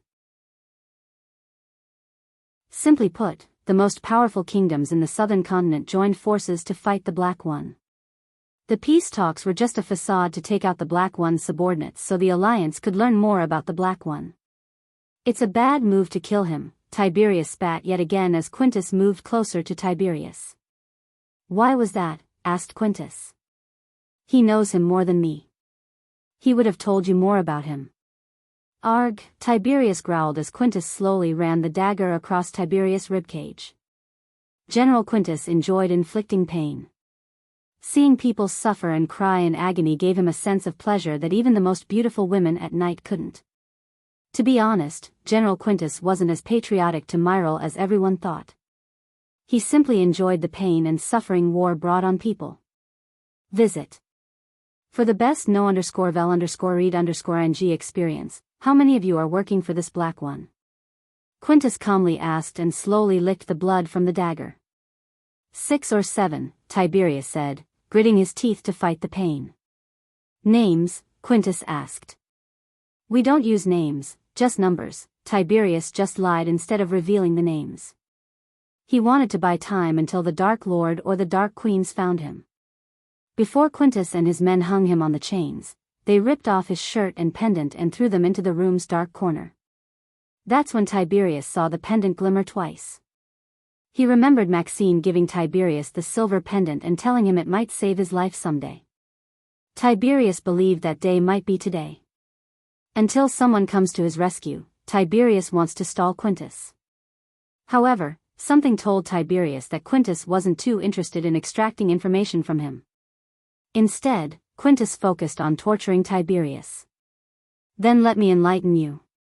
Maxine, Corey, Gibson, Shorty, and Senator Caius, Quintus surprised Tiberius. Your employer shouldn't trust the pirates. A couple of girls and a mug of ale, those filthy pirates started to sing everything they knew about the Black One, said Quintus, ridiculing the pirates in the process. Not everything, Tiberius snickered. He's not called the Black One. That's just how he dresses. As he talked, Tiberius saw a glimmer behind Quintus once again. Seeing the glimmer, Tiberius sighed in relief. The 2 armored guards and Quintus might be deadly warriors, but they were nothing in front of the Dark Lord and the Dark Queen. Either of them could kill Quintus and his guards with a single spell. Tiberius started to roll his eyes around as though he was searching for the assassin who jumped on them at the abandoned castle. Despite Tiberius and Henneber being highly trained warriors, the assassin slit Heinberg's throat and knocked out Tiberius in a blink of an eye. Visit. For a better _user experience, then what do you call him? Quintus asked somewhat, looking amused by Tiberius' answers. The Dark Lord, Tiberius snarled and waited for Quintus to cut him again. However, Quintus surprised Tiberius by turning around and leaving the room. After Quintus left the room, the 2 heavily armored soldiers gawked at Tiberius. Growling. HRRGGH. The 2 soldiers growled at Michael like they were some kind of beasts. Tiberius even saw a puff of smoke coming through the 2 holes in their helmets. Tiberius yanked the chains, seeing the 2 slowly stepping towards him. This is a good time for you to show up, Dark Lord. Tiberius kept tanking the chains as the 2 monstrous soldiers approached him. The torches flickered just as they were about to grab Tiberius' head. The soldiers halted their steps to look around the torches flickering. Suddenly, the dim light radiated by the torches got completely snuffed out. As a result, the room completely fell into darkness. Growling. One soldier roared as Tiberius heard the sound of metal clanking. A few moments later, the soldier lit a matchstick to see what was happening around them. But as soon as he lit the matchstick, Tiberius saw the Dark Lord standing behind the 2 soldiers. Jrrr. The matchstick quickly lost its flame as the room became dark once again. Pulch. Pulch. Visit. For a better _user experience, Tiberius couldn't see anything but heard muffled ground followed by heavy thuds as though something heavy fell onto the ground. Afterward, Tiberius didn't hear a single sound. He yanked his chains in the darkness. A few moments later, the torches slowly started to burn again, lighting the room with dim orange light. As expected, Tiberius saw the Dark Lord standing before him between the 2 dead bodies. The 2 monstrous soldiers' legs were still twitching. Still, there was no way they could survive because Tiberius saw no heads attached to their shoulders. Heinberg. Before cutting Tiberius down, Michael turned his gaze to Heinberg's body. When Michael first wanted to turn Heinberg into his subordinate, the system didn't let him. The system said Michael couldn't force someone to be his subordinate. Still, Michael made Heinberg work for him using fear. It almost took Michael 4 months to raise Henneber's loyalty to the point the system accepted him as a subordinate. But all those efforts and future plans for Henneber went into the drain. Michael squatted beside Heinberg, conjuring an orb of jade flames to see Heinberg's face. His eyes were still open and contained a tinge of shock. Rest in peace, Michael closed his eyes before looking at the long cut across his throat. Unlike a loyal subordinate, he could earn 50,000 badass points in a snap. So whoever killed Heinberg just signed their death warrant. Looking at Heinberg's body, he could only sigh. Even the system had no power to bring death back to life at its current level. Dark Lord, Tiberius yanked the chains again as Michael stood up. With a single flick of his wrist, Michael sent a wind blade to cut through the chain. Thud. Tiberius fell to the ground and growled in pain. Upon seeing the cuts and wounds on Tiberius' body, Michael then threw a healing potion toward him. He could tell General Quintus took his sweet time getting Tiberius like a pig. So Michael wondered how Knuts would feel to be at Tiberius' place for a change.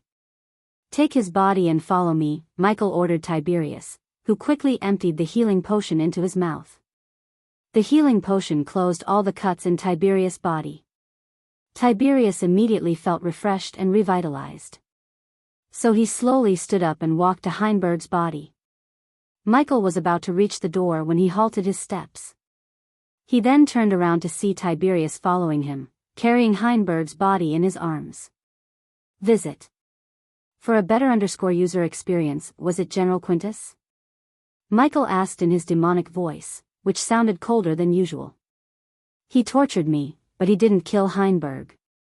It was someone else. At this point, Michael accessed the feed recorded by Tiberius Necklace Spider and watched everything.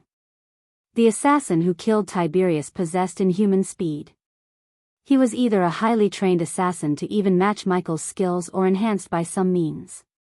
Otherwise, he couldn't have killed Heinberg and knocked out Tiberius in a blink of an eye. He was simply too fast. Wait for me, Michael said before willing the system to teleport Tiberius to the dark forest. Afterward, Michael opened the door to see where they were. If he had any luck, he might meet General Quintus.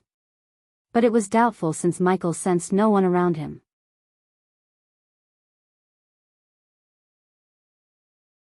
Couple of hours earlier, Mutrad, who Tanulia met at Peyton's funeral, descended onto a front lawn of a lavish manor in Kingdom Marin's border. The manor was a single property built on 10 acres of grass field and vineyard. No one in the area as far as one could see. Despite Mutrad's status in House Halrid, he arrived at the manor alone with no guards whatsoever. The Guardians offered Mutrad the manor as a base of operation where Halrid would take on the task of finding the Dark Lord. From the outside, the manor looked lavish. It had been built with gray stones and had mahogany wooden decorations. Tall, rounded windows let in plenty of light and added to the house in a very asymmetric way. The building itself was square-shaped with half surrounded by cloth sunscreens. The second floor was the same size as the first, but part of it hung over the edge of the floor below, creating an overhang on one side and a balcony on the other. This floor had roughly the same style as the floor below.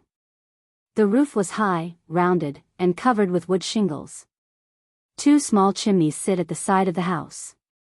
A few large windows let in just enough light to the rooms below the roof.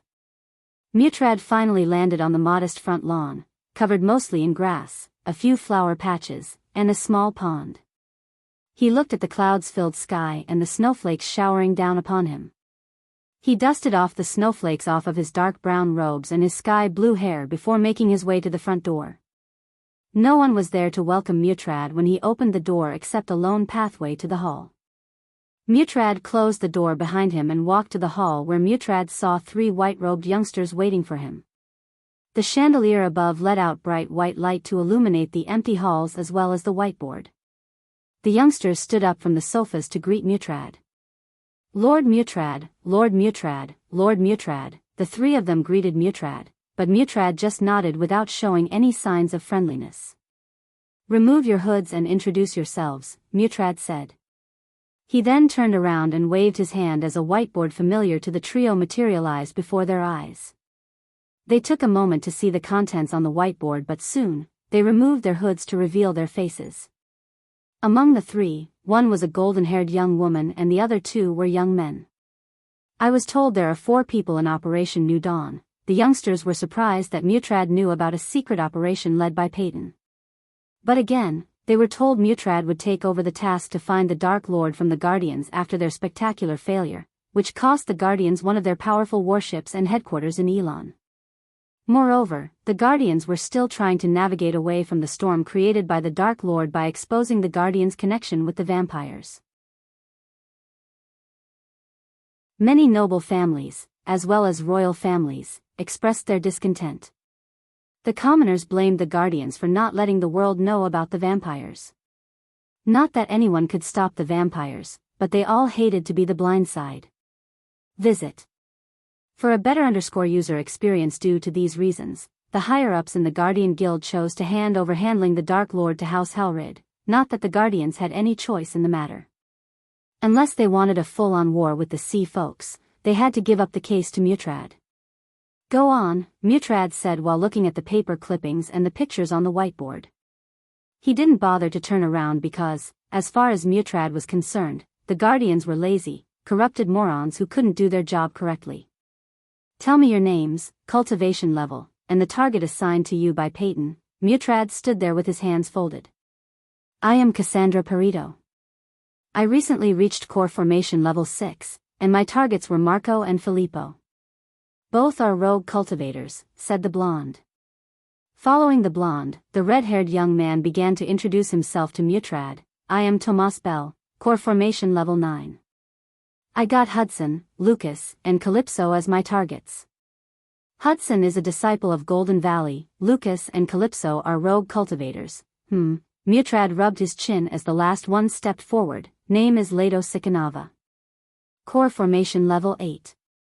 Rogue cultivators Vladimir and Petro were my targets." After the 3 introduced themselves, Mutrad turned around.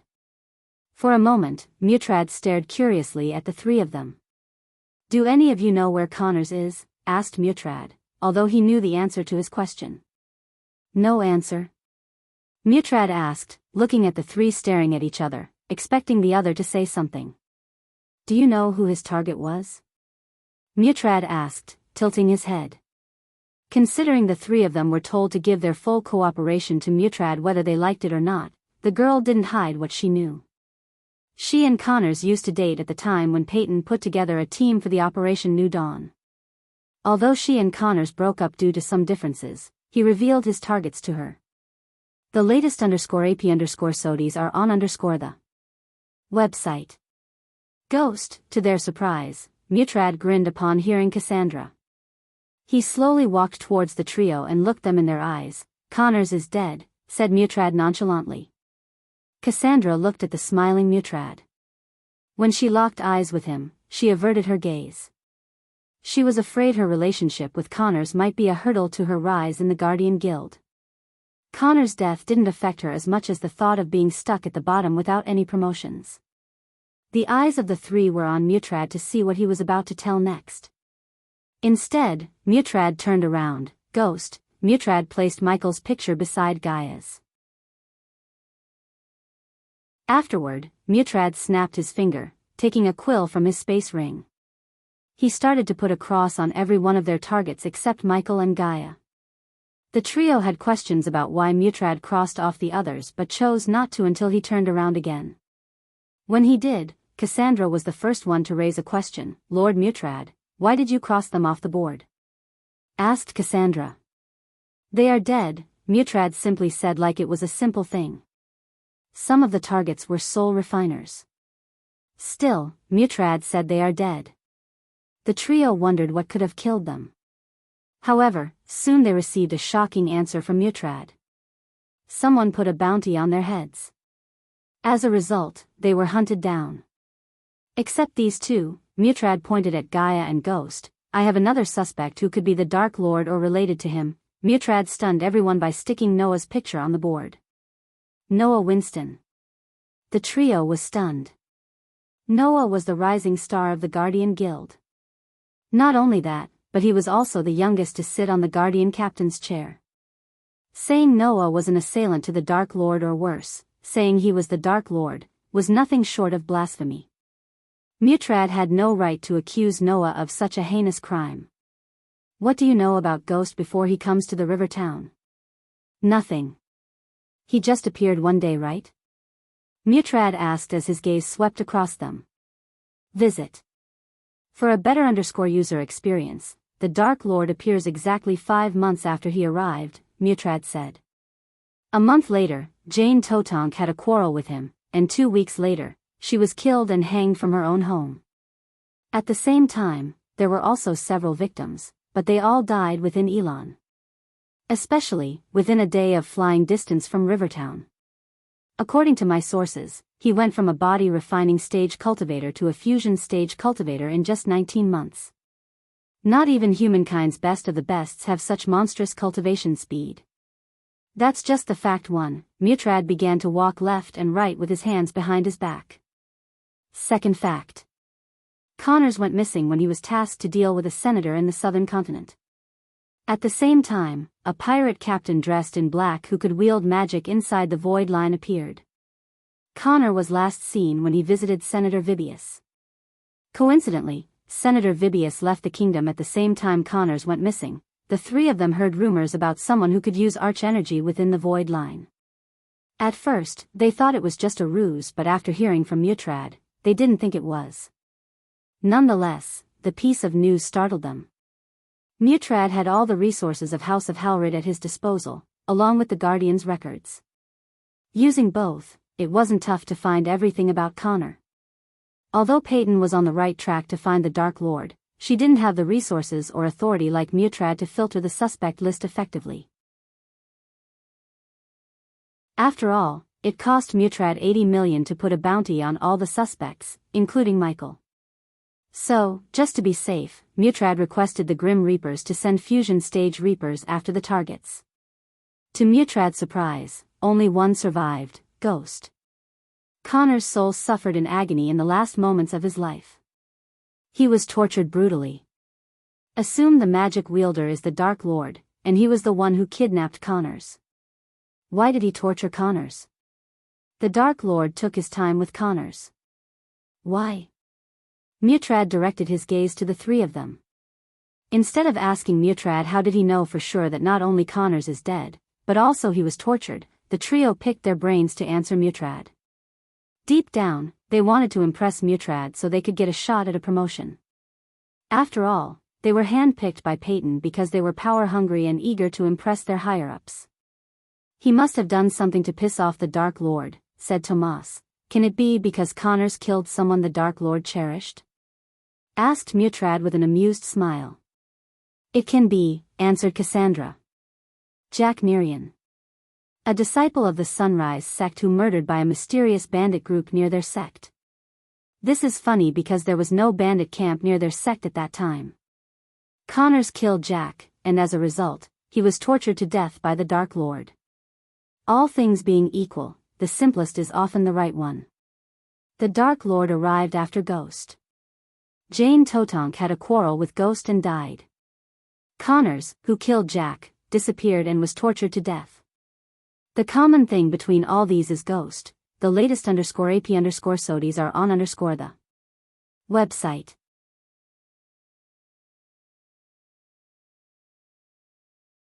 But Lord Mutrad, Ghost was in the Nether Realm when Jane was killed? He even took the truth pill and proved his innocence. Leto raised his thought. He didn't kill doesn't mean he was innocent. In the southern continent, the Black One is seen with a woman. And guess what? Ghost also has a fiancée who didn't go to the Nether Realm. She must have sneaked into Totonk Manor and killed her, Mutrad explained. So you're saying Ghost is the Dark Lord? Cassandra asked. Yes, said Mutrad. Then what about Noah? Asked Tomas. There is a little chance Noah might be the Dark Lord. However, I am certain this guy has some sort of connection with the Dark Lord, Mutrad said. Although Mutrad didn't have enough facts to connect Noah to the Dark Lord, his gut feeling said Noah was somehow related to the Dark Lord. Now all he needed was to follow Ghost and prove him guilty. But he wasn't going to chase down the Dark Lord as Tanulia did. The Dark Lord might be the trinket's criminal Mutrad had chased because all Mutrad had was theories, not evidence. Without solid evidence, he wouldn't be able to deploy all the resources at his disposal. A small mistake could result in a calamity for the Arctic Hall. Unlike the Guardians, the higher-ups of the House of Halrid warned everyone about the Dark Lord and the threat he posed to the entire world. As a result, Mutrad was strictly ordered to investigate with utmost caution. I chose to share everything because of the same reason why Peyton chose you in the first. You three are the most power-hungry humans in the guild. You want to prove you're worth something. From now on, you three will work directly for me. As your reward for working for me, you will be placed directly under the Alpha Guardian of your choice, surpassing the position of Guardian Captain. The offer was beyond their expectation. Their eyes glistened, sparkling with excitement. Each of them would have done anything if Mutrad offered them a position of Guardian Captain, let alone a position under the Alpha Guardian of their choice.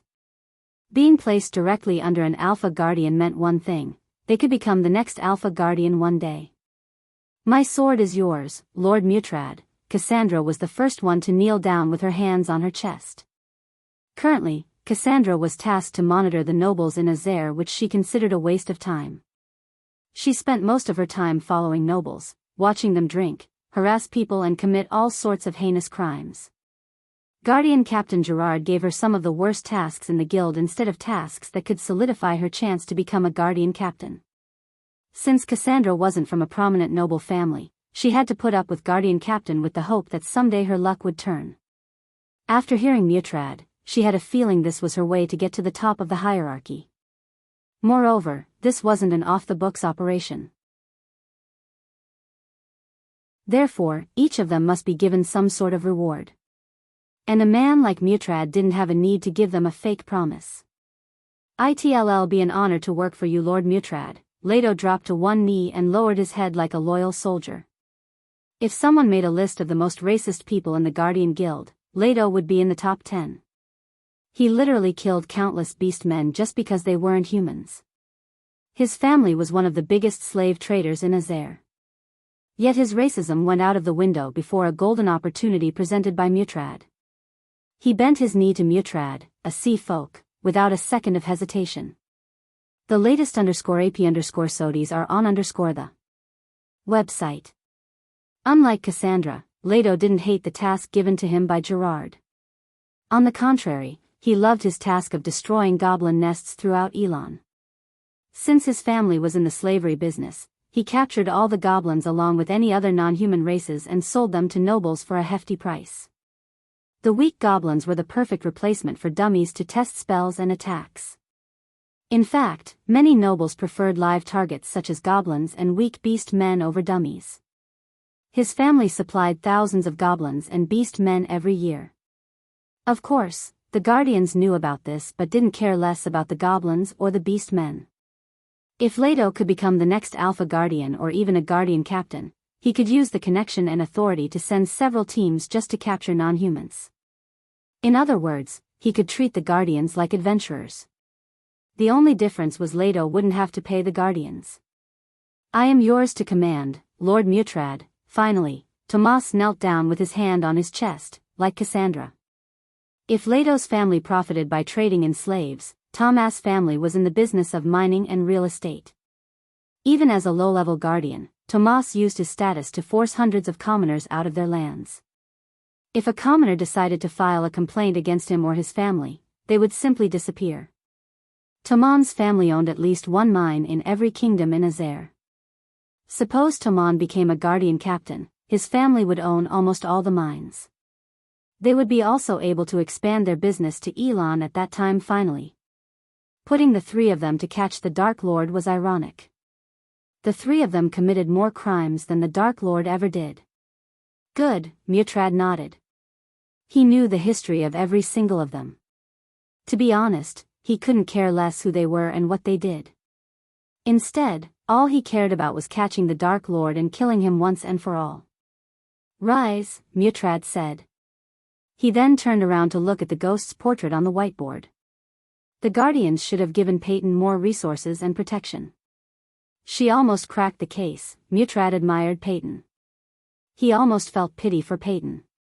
Given more time, resources, and protection, Mutrad had no doubt she would have proved Ghost as the Dark Lord. If she weren't getting close to the Dark Lord, he would have let the Guardians continue their goose chase. But, instead, he went to such lengths and took risks to kill Peyton and destroy Tanulia's warship, calmly said Mutrad. Just to be safe and create a controlled environment for his investigation, Mutrad hired Reapers to kill everyone on the suspect list. The Reapers killed everyone except one, Ghost. Now that Mutrad picked Ghost as his target, he would dissect everything about Ghost. Several moments later, Mutrad turned around and issued his first orders to each of them. Visit. For the best no_vel_read_ing experience, Cassandra, the Sunrise sect is hiring teachers. Get the job, Mutrad handed over a golden parchment to Cassandra. He then turned his gaze to Leto. Get your family to become one of Ghost's biggest customers of Majestic. When the time comes, represent your family and meet him, as you wish, my lord, Leto bowed. Tomas, Mutrad looked at Tomas. You're to leave for the southern continent and establish yourself as a pirate under Pirate Lord Corey. Take this. With a flick of his wrist, Mutrad took out another golden parchment from his space ring before handing it over to Tomans. The latter opened it to see the map of Giselle and a cross. You will meet my contact there. He will give you all the necessary tools to survive. After issuing orders to them, Mutrad gazed at them. If you have any issue, you can back out now. As Mutrad expected, none of them dared to open their mouths. Visit. For a better user experience, remember, under no circumstances you are to approach Ghost or the Black One in the southern continent. The last time Guardians underestimated him, he played you for a fool, destroyed your headquarters, and killed one of your best. Unlike Tanulia, Mutrad didn't dare to underestimate Ghost. Until Mutrad was sure Ghost had no way to escape, he wouldn't make a move against him. There were still too many things he didn't know about Ghost. In fact, none of the Guardians had any idea what he was capable of. Without knowing every aspect of his power, he wouldn't be able to catch the Dark Lord. Moreover, if a single word of what I said went out, I will wipe you and your family out of this world. Trust me when I say this, I don't make threats. I make promises. Mutrad's voice became colder to the point the three of them felt shivers running through their spines. His eyes glimmered as they could see the murderous intent in Mutrad's eyes. Because Elon and Azair were still affected by Hydra's cry, no one was able to see Mutrad's cultivation level. They would be startled by his fusion stage level 10 cultivation if they could. We wouldn't dare, Lord Mutrad, Cassandra sternly said. Now leave. Make sure no one follows you, Mutrad said and waved his hand as the whiteboard disappeared from the hall. Afterward, Mutrad left the manor before the three. He wanted to meet his elders and get their blessings in the Crystal Ocean before officially starting his case. Do you really think Ghost is the Dark Lord? After Mutrad left the manor, Leto asked the other two. What he said made sense to me.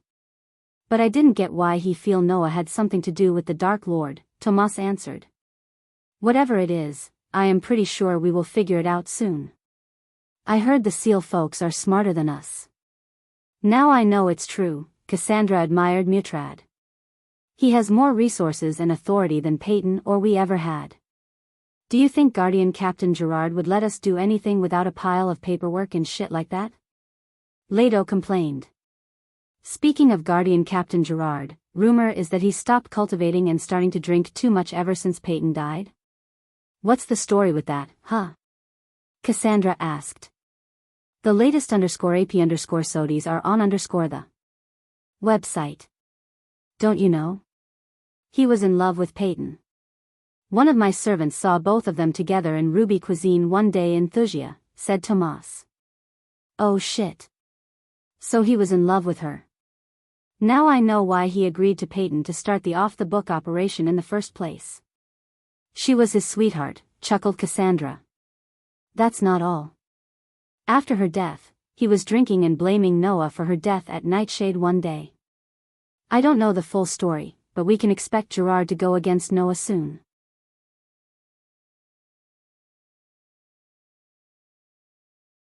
Chapter 607, A Celestial Being back in the Shadow Realm. The dark sky split open suddenly.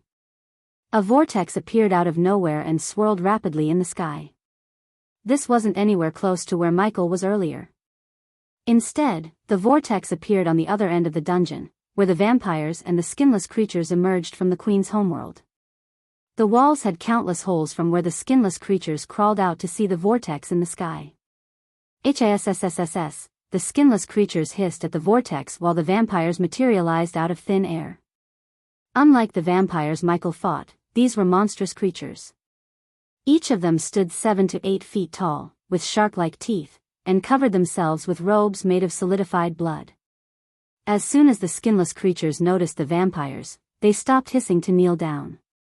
Although the vampires had their faces covered, one could see a tinge of fear in their red eyes.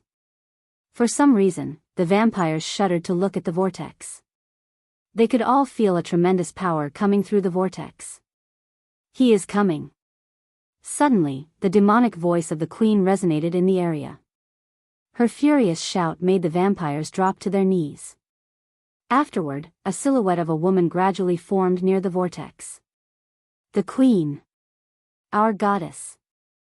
The vampires raised their hands and prayed in their own language at the silhouette. The black smoke was almost finished forming the silhouette when a shock wave appeared from the vortex and blasted away the silhouette. Woof!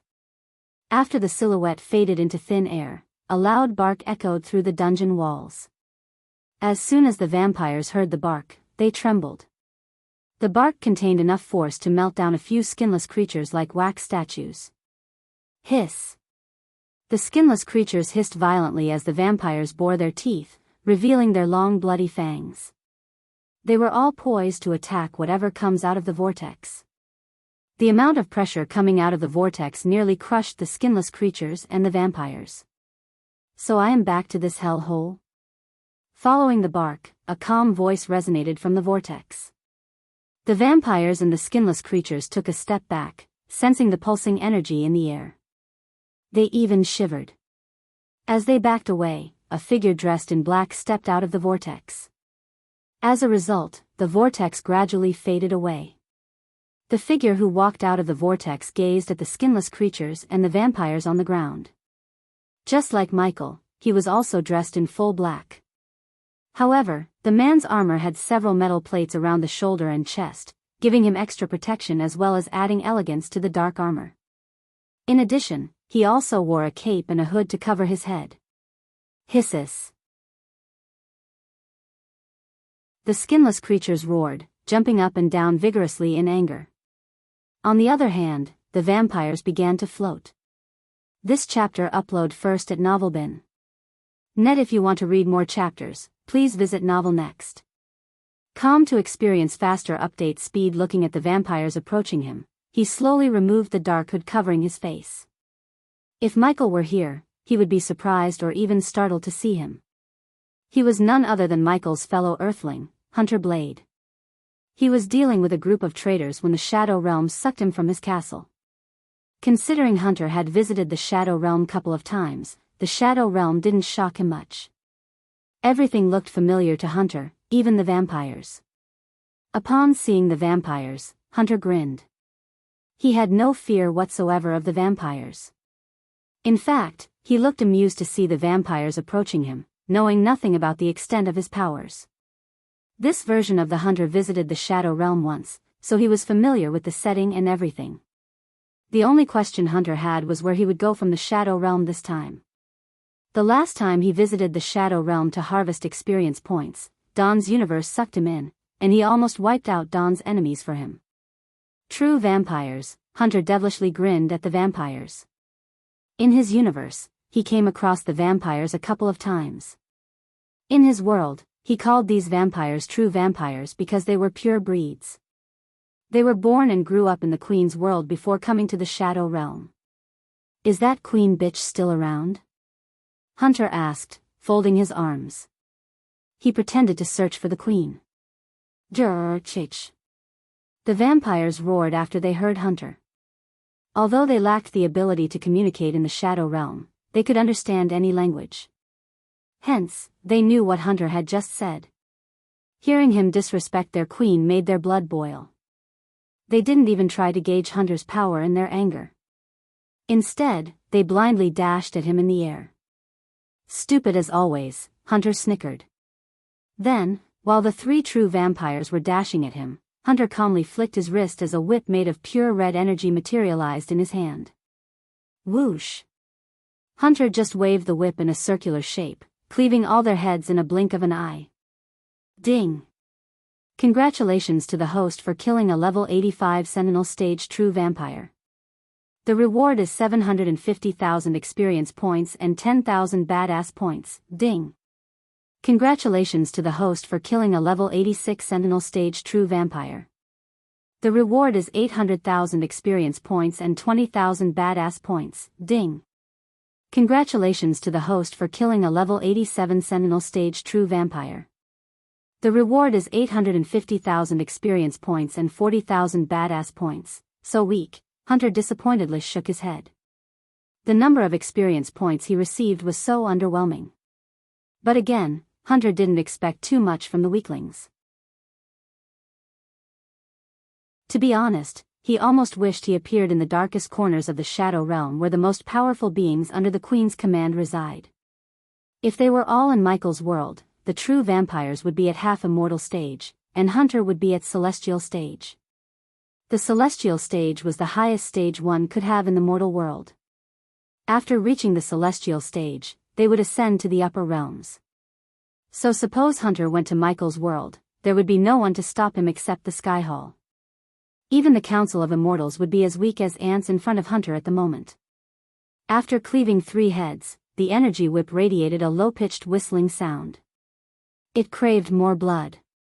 For now, Hunter chose to ignore his weapon. System, why am I here? Find me a way out, Hunter ordered his system. The system requires 3 million badass points to complete the task. This chapter upload first at Novelbin. Net. If you want to read more chapters, please visit Novel Next. Com to experience faster update speed, take it, Hunter said like 3 million points were nothing to him. In fact, he was at the point he could earn 3 million badass points in a day. His criminal empire rewarded him with passive income enough for him to literally do anything. But even then, Hunter craved more power and more points. After all, Hunter still had powerful enemies to deal with in his universe. Therefore, coming to the Shadow Realm was like a nice vacation for him. Seeing the headless bodies hitting the ground, the 6 remaining true vampires roared. Where is that bitch anyways? Hunter antagonized the true vampires once again to rile them up. Otherwise, they might use their brains and form a strategy to fight him. This way, they would be furious and jump straight into battle without any plans in their minds. As far as his experience with the true vampires went, they were not mindless idiots. Before he came up with a way to destroy them, the true vampires were one of the most formidable opponents in his world. Hunter may be powerful, but he never underestimated his enemies. That was how he survived to this date. The true vampires stomped the ground and shot towards Hunter at the speed of a lightning flash. However, in Hunter's perspective, they moved as slow as a sloth. This time, he flicked the whip's hilt as the energy whip transformed into a scythe. The blade glimmered in crimson red as though it was forged with ruby, and the hilt looked metal black. With the scythe in his hand, Hunter resembled a reaper. Whoosh! Hunter just swung the scythe, cutting the vampires in halves from their hips. The blood gushed out as 6 halves slowly fell to the ground. The vampires didn't even realize how they died. Ding! Congratulations to the host for killing a level 85 Sentinel Stage True Vampire. The reward is 750,000 experience points and 10,000 badass points. Ding! Congratulations to the host for killing a level 86 Sentinel Stage True Vampire. The reward is 800,000 experience points and 20,000 badass points. Hunter ignored the system notifications ringing in his head. Instead, he looked down on the army of skinless creatures crawling out of their holes. Let's have some fun, Hunter smirked as the scythe disappeared from his hand. Upon seeing the skinless creatures roaring and growling at him, Hunter simply snapped.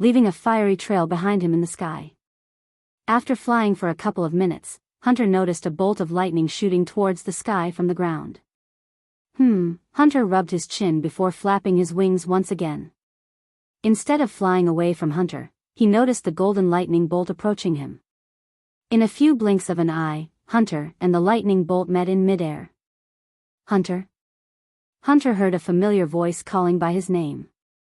Soon, the lightning bolt turned into a black-robed youngster. Ghost, Hunter grinned, looking at his fellow Earthling. Gradually, the flaming wings faded away out of existence. What the hell are you doing here? Michael asked Hunter. After exiting the ruined castle, Michael stepped into the forest when he suddenly felt a strong surge of power in the distance. To his surprise, the system urged Michael to locate the power source. He was about to leave the castle when Michael heard the thunderous roar that made the castle completely collapse. He followed the roar's direction but never expected to find Hunter Blade in the middle of the sky in a million years. However, due to Michael's recent visit to Hunter's universe, he could tell this time, Hunter was the one who must have traveled to another universe. You tell me. The Shadow Realm sucked me from an important meeting and spat me here. And that shout I heard a moment ago, it's fucking General of the Queen, damn it, Hunter saw Ghost rubbing his temples. Hunter quickly tried to peek at how powerful Ghost was in his own universe, but surprisingly, Hunter was unable to see Ghost's power level. So, as his next resort, he tried to summon the system, only to realize the system had entered into an offline state for some reason. You've gone offline now? Fuck you system, Hunter cursed inside. Why do I have this feeling your appearance is somehow connected to the Hydra waking up? Michael asked Hunter. It probably is. If you're lucky, you guys might have a day or two before the general leaves its tomb, said Hunter. For a few moments, Michael remained silent, thinking of a way to deal with the Hydra. He might be at the fusion stage, but according to the system, he had no chance against it until he reached the half-immortal stage. Luckily, with the skill Michael bought in the Shadow Realm to convert the cultivation stages to match the cultivation stage in his world, he was able to tell Hunter was stronger than a half-immortal. If I could use Hunter to deal with the Hydra, I might survive this without destroying this world, Michael thought to himself. Ghost, suddenly, Michael heard the voice of Cain. The last time Michael heard from Azazel, he said Vidora was in seclusion. It seemed like they had to come out because of the Hydra's shout. Give me a sec, Michael said to Hunter and flew a couple of meters away from Hunter. The Hydra. It's calling us. What do you mean calling you? Michael furrowed his brows. He wants us to meet him. Otherwise, he's saying he will destroy this world. We have 6 hours to meet him in the Stormville Mountain, said Cain. What do we do? I asked Michael. This chapter upload first at Novelbin. Net. If you want to read more chapters, please visit Novel Next. Com to experience faster update speed, we have no choice, said Michael. If the Hydra comes out of Stormville Mountain, it would definitely destroy the world Michael has been trying to control. He had put so much effort just to let a Hydra destroy it. Although he could just stand by and watch the Hydra destroy everything, including his enemies, there wouldn't be much left of the world after it was done. Besides, it would most certainly enslave him or just kill him. Therefore, Michael chose to go meet the Hydra instead of waiting for it to kill him. He wouldn't have come to this conclusion so quickly if it wasn't for Hunter. It'll be there in a few minutes. Get ready to meet the Hydra, Michael said. Then, he turned around to see Hunter. I assume you have a plan to stop the general, asked Hunter. Might be, seeing Ghost dragging his words, Hunter knew his plan must have something to do with him. But you need my help. Am I right? Hunter sighed. It was Michael's bad luck that he had to ask for Hunter's help. But again, it was no one's fault that the Shadow Realm teleported Hunter to his universe, which caused the Hydra to wake up. If Michael had to blame someone, he should blame the Queen for creating such an abomination and putting it in his universe. Remember, you can't leave this universe until you complete the task given to you by the Shadow Realm. Hunter's system chose to come out of its offline status for a moment to instruct Hunter. Also, if the general wanted you dead, it would have started a battle as soon as you entered this universe. So quit being a pussy and be a badass, says the one who went offline. Hunter ridiculed the system but received no response from it. Since the system itself urged him to face the general, Hunter decided to trust Ghost's plan. After all, he was the #1 assassin back on Earth. So Hunter was positive Ghost could come up with a plan that would include not dying. So what's the plan? Hunter asked Michael. Well, since we are both familiar with traveling to another universe, we know you can't get out of here until you get your task done. No shit, said Hunter. It's safe to say the Hydra has something to do with your task. So, why don't we go meet it in person? But as soon as Hunter heard Michael, he was taken aback by surprise. He furrowed his brows. You want to go meet the general? That's your plan? Michael nodded as Hunter let out a heavy sigh. Tell me you have a backup plan, asked Hunter. Michael looked at Hunter and smiled. Although Hunter looked like he was following Michael's plan, he had a plan of his own in case Michael's plan failed. After all, Hunter built a powerful criminal empire from scratch on his own. He was not stupid to follow Michael into the Hydra's den just because Michael was from Earth. On the other hand, Michael also knew Hunter must have another plan of his own. Simply put, they were using each other to finish their own tasks.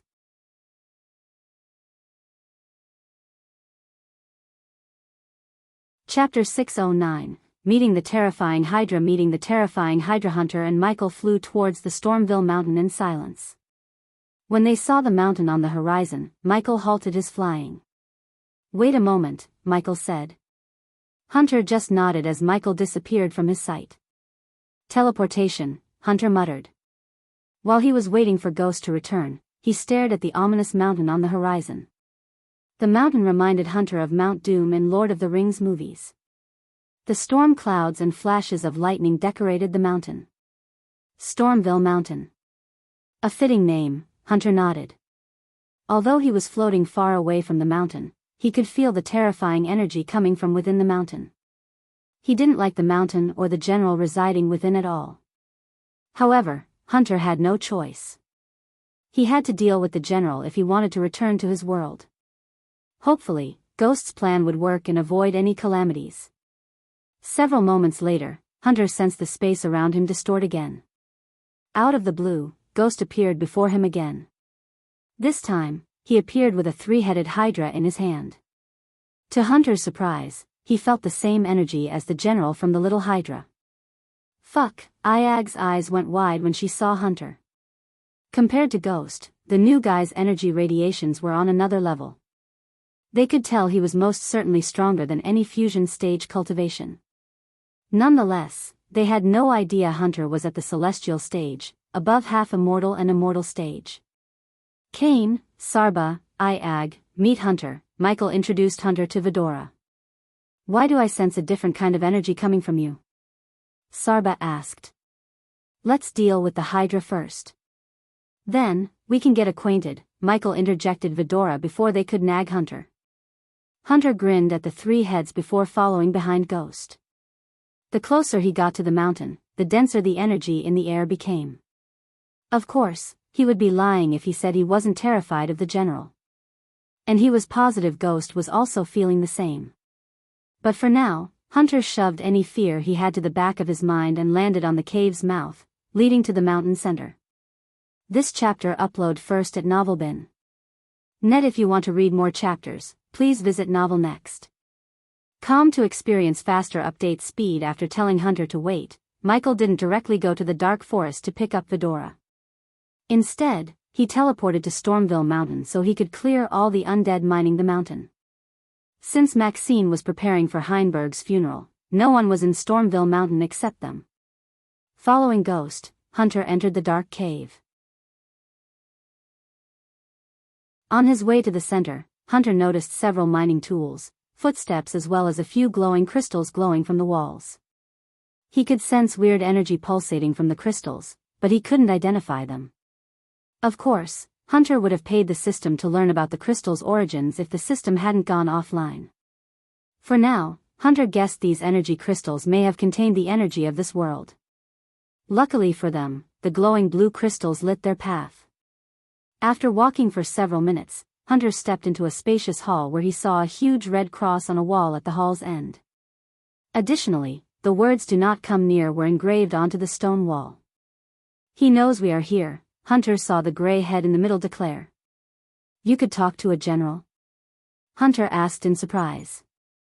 "Not to any general but a Hydra," Michael answered instead of Vidora. "So you named them after King Ghidorah, huh?" Hunter smirked. As a fellow Earthling, the name Vidora sounded familiar to Hunter. "I heard you named your dog Dogzilla," Michael chuckled, just to lighten the mood a bit while walking towards the cross. Hunter was about to ask Michael something when Michael placed his hand on the wall before them. Afterward, he plunged his head into the wall, slowly sliding the wall open to reveal a crack behind. As soon as Hunter saw the crack, he felt a hot gush of air, forcing him to take a few steps back. Moreover, Hunter heard a loud breathing sound. "This is it," Michael took a deep breath. For a few moments, his mind went black. He wondered what might be the reason for the Hydra to summon them here. Besides, Michael hated the connection between Vidora and the Hydra. If the Hydra could communicate with Vidora anytime, it might mess up with Vidora one day. After all, Vidora was still little and weak compared to the Hydra. Hunter, on the other hand, focused more on his well-being rather than on anyone else's. As far as he was concerned, all he wanted was to get out here alive and return to his world. As Ghost squeezed through the crack, Hunter thought about destroying the Shadow Realm once and for all. No Shadow Realm, no sucking him into another universe. Hunter heard a rhythmic growling coming from the other side. They all felt like they had entered into a storm. But after they stepped out of the crack, everything became dead silent. Hunter and Michael walked to the edge and stared into the abyss below. Without their control, their heartbeat rapidly increased. As far as they could see, there was nothing but darkness below. Suddenly, they saw 4 pairs of crimson-red glow in the darkness. Michael and Hunter almost jumped back in shock. They tried to take a step back from the edge. Except when they were about to, an invisible force pushed them into the abyss from behind. "Fuck!" Ayag screamed as loud as she could. They continued to fall deeper and deeper. Shockingly, both Michael and Hunter lost their cultivation power. This chapter upload first at Novelbin. Net. If you want to read more chapters, please visit Novel Next. Com to experience faster update speed system. Hunter screamed at the system in his mind, just as Michael did. Yet, both of their badass systems went offline instead of providing them with support. "We are still falling," said Michael. "Hunter, are you there?" Michael asked to make sure Hunter was with him. "Yeah. I better not die here, Ghost," Hunter growled. He was starting to enjoy his life as a crime lord back in his world. He would hate to die just when his life was getting better and better. Usually, Hunter liked the thrill of hunting a stronger predator. Whereas the Hydra wasn't a mere predator, they could hunt. Rather, the Hydra was a world-ending calamity. "We want," Michael said, although he was losing confidence. Without cultivation power, they stood no chance before the Hydra. After falling continuously for another 5 minutes, they finally hit the ground. Fortunately, something soft cushioned their fall, saving their bones, and Michael's chest cushioned Vidora's fall. "Arg," Michael growled as he slowly stood up. The pitch-black darkness around him prevented him from seeing anything. He heard another growl, probably belonging to Hunter. For a few moments, the eerie silence sent chills through their shivers. Michael listened to the surroundings closer, expecting the Hydra to show up any second. Otherworldlers, all of a sudden, a thunderous voice resonated around them. The ground literally began to tremble as a dim crimson-red light lit the abyss. In the red glow, they saw a massive object that looked like a metal tower. It took Michael a few seconds to realize that it wasn't a metal tower but a nail. While in utter shock, Michael saw Hunter slowly making his way to his side and joined him, looking upwards. Their necks began to hurt, but they simply couldn't see the Hydra's head. Instead, they could only see giant scales. If Michael had to guess, he would say the Hydra stood at least 250 meters tall with a wingspan of 150 meters. In the dim crimson light radiated by the Hydra's eyes, they saw the metallic black scales and red wings. This Hydra made King Ghidorah look like a puppy in Michael's eyes. It's huge. Hunter's jaw dropped several inches, his eyes widened, and several beads of sweat formed on his forehead upon seeing a small glimpse of the Hydra. You have something that belongs to me. The Hydra's voice sounded louder than a thunderclap. Unfortunately, it was difficult for both Michael and Hunter to decode the words, as the words coming out of the Hydra's mouth were simply too horrifying. Initially, Michael imagined he might meet the Hydra face to face. Although he knew it was huge, he had never expected the Hydra to exceed his imagination by several folds. The size of the Hydra itself scared the hell out of Michael. Still, he hadn't seen the full form of the Hydra, but what he saw was enough to make his legs tremble. On the other hand, Ghidorah was speechless, just like Hunter. The Hydra was beyond any cultivation stages. To be honest, Hunter didn't think they could take on the Hydra even with their cultivation power. If the Hydra wanted, it could crush them with its toe. Now Michael realized how a single Hydra could make an entire continent void of any arch-energy. Without any spell or energy attack, the Hydra could destroy cities just by walking through them. Swallowing the fear in his heart, Michael tried to gauge Hydra's cultivation stage. Yet no matter how hard he tried, he simply couldn't. How could he sense the Hydra's power when the Hydra was beyond any cultivation stages in Michael's universe? It took a moment for him to realize the Hydra didn't belong to this world or his universe. What? Michael tried to talk, but no words came out of his mouth. So he cleared his throat before speaking again. For the first time in his life, a lump formed in his throat due to overwhelming fear. My lord, what do you want with us? Michael addressed the Hydra as my lord. He didn't dare to show any signs of disrespect towards something that could end his life within a snap of time. I am called Mugashuku, one of the great generals of the Queen of All. As the Hydra said, Michael and Hunter saw countless thick red lightning bolts crackling around the Hydra, lightening the abyss for a moment. The lightning bolts were bright to the point Hunter and Michael had to close their eyes. As a result, they failed to see the complete form of the Hydra.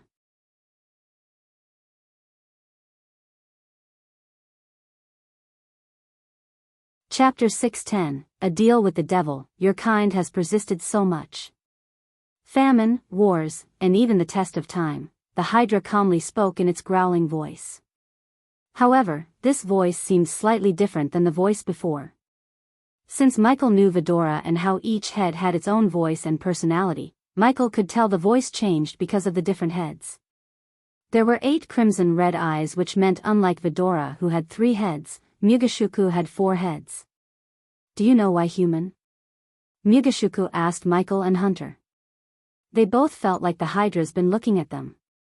No, Hunter doubtfully said. Because your kind adapts.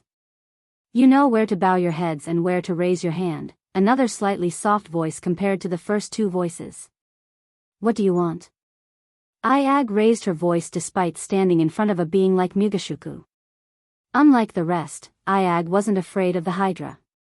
But as soon as she raised her voice, Michael and Hunter wanted to grab her and shut her mouth close. Ha ha ha! To their surprise, the Hydra burst into laughter, which gave Michael and Hunter a heart attack. They dropped to the ground, curled into a ball, and twitched. Hunter and Michael desperately called out their systems to teleport away or a way to escape the abyss. Stop! Ayag suddenly shouted, destroying the laugh's power completely. Finally, Hunter and Michael were able to breathe. Breathing heavily, Michael and Hunter picked themselves to their feet. This is the reason my kind was wiped out from our universe. We are not adaptive. We raise our claws at the wrong being, Mugashuko said to Ghidorah. Wiped out? Ayag's heart skipped a beat. Although she had never said a word, Ayag missed being with her own king. Not that Ayag didn't like the life she had with Nightmare, Gaia, and Ghost, but she wanted to meet other Hydras and visit her homeworld at least once. However, after hearing the painful voice of Mugashuku, her hope trembled. You and I are the last ones of our kind. And if your human doesn't do what I ask him to do, I will be the last one of my kind. Mugashuku's voice completely took a dark turn. The threatening voice of the Hydra literally made their bodies tense. Following the sinister words, a hot stream of breath brushed past Michael and Hunter. "What do you want?" I gasped yet again. But instead of answering her question, the Hydra slightly moved its claw as a bright light shot out from above and landed on Vidora. As soon as Michael saw the light, he tried to move away, yet he failed because the light was too fast. When the bright white light disappeared, Michael and Hunter noticed a glowing rune on each head. "What did you do?" So many questions. Another hot air brushed past Michael and Hunter, almost burning their clothes. Thankfully, Hunter's robes were made of a special metal that protected his skin, so it could protect Hunter from a certain level of radiation and heat. This chapter upload first at Novelbin. Net. If you want to read more chapters, please visit Novel Next. To experience faster update speed. "Well, do anything you ask of us," Hunter quickly said to Mugashuku before the Hydra decides to dispose of them. "You have something I want, human." Michael saw a dim red spotlight falling on Michael. The light came from one of the Hydra's eyes. Since they couldn't look at the Hydra's head because it was too tall, Michael could only guess. Hunter felt his body being lifted up into the air. Suddenly, a strong force sucked out a silver ring on Hunter's finger. Thud. After the ring left Hunter's finger, he hit the ground with a small thud. While Hunter was standing up, Michael noticed the silver ring radiating a bright silver light. The next moment, a ball of dark energy emerged from the silver ring. "What the hell is that?" Hunter's eyes went wide as he felt a tremendous amount of energy from the ball of energy. There are 30 energy orbs in this universe. And this tricky thing managed to squeeze into another universe. Mugashuku sounded amused. Hunter got the ring by killing a mage and ripping off his finger. He expected the mage to have some powerful spells, but all he had was this ball of energy inside. Unfortunately, his system's level was too low to find the energy ball's origin. "I found 12 including this one. It's up to you to find the rest. If you don't bring me at least one of these every year from now on, they'll come out of my slumber and destroy this world," Mugashuku said. After hearing the Hydra, Hunter sighed in relief. Finding the energy balls had become Ghost's task now. The only thing he worried about at the moment was to get out of the abyss alive. "The strange power in you will help you find them." Hunter furrowed his brows, looking at the dim red light falling on Ghost. He wondered what might be this strange power within Ghost. After all, Ghost and Hunter both were oblivious to the fact they each possess a badass system.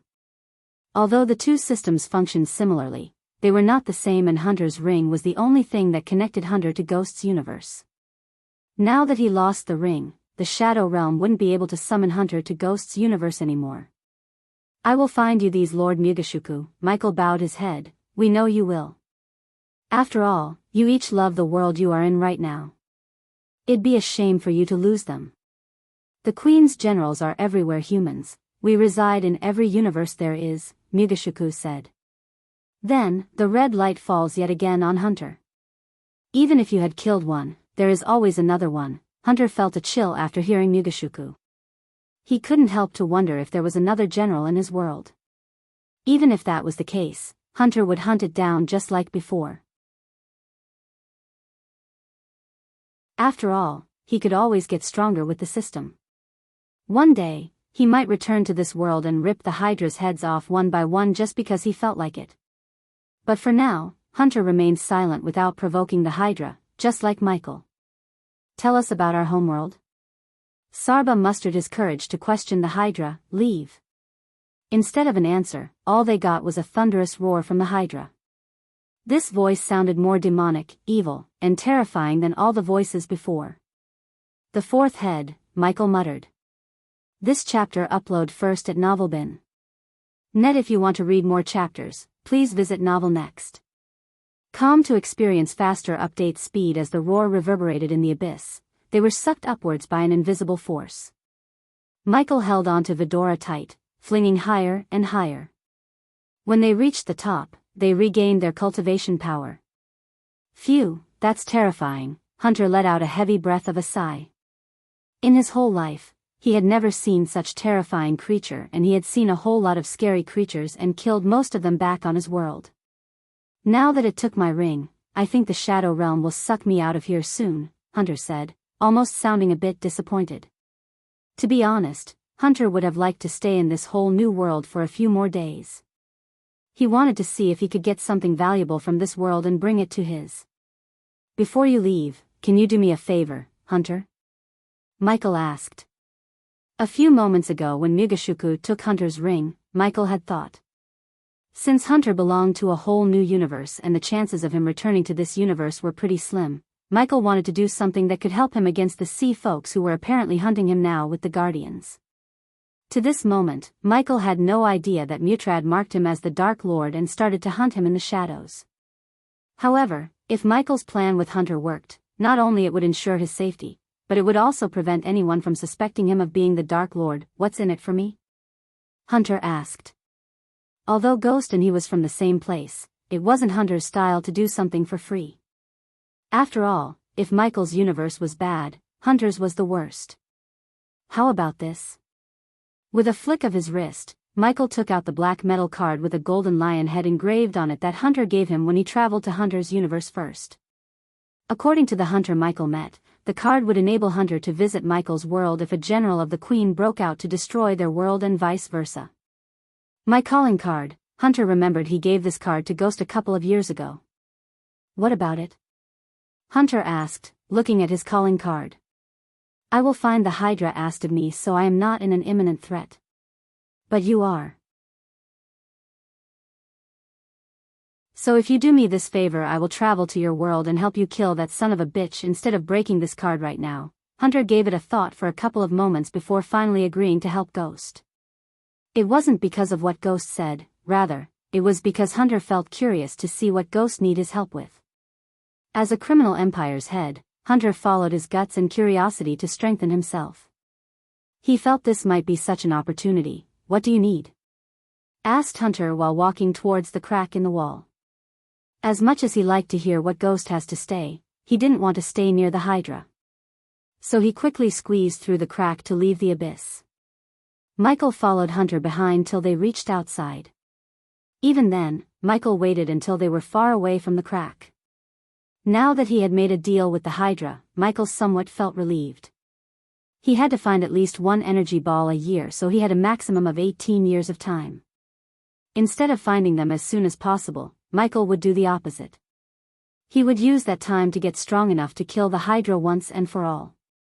But for now, he needed Hunter's help to deal with the Guardians and sea folks. They walked out of the Stormville mountain as Vidora stayed silent the whole way. After hearing what the Hydra said about them being the last of their kind, Michael understood their concern. Whoosh! Whoosh! Michael and Hunter shot out to the sky as fast as they could. Only after the Stormville mountain disappeared from their sight did they stop to talk. In the mid-air, Michael looked at Hunter. I need you to kill me, said Michael.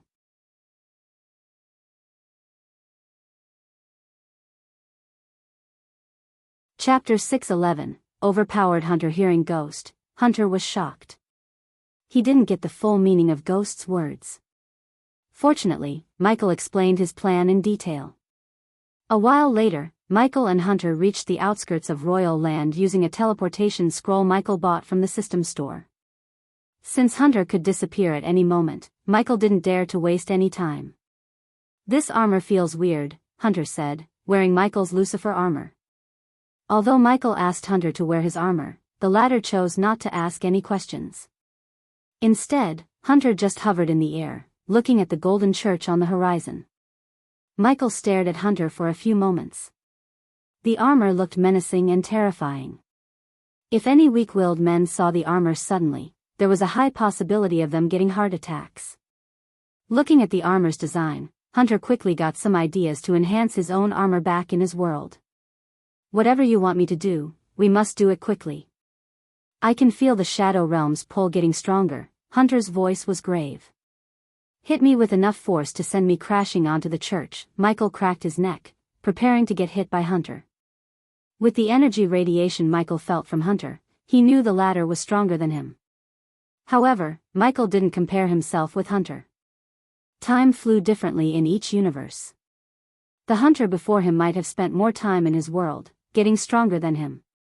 With enough time, Michael had no doubt he would become the strongest being in the universe. To do that, he needed to push away his current enemies. Just don't die, Hunter grinned.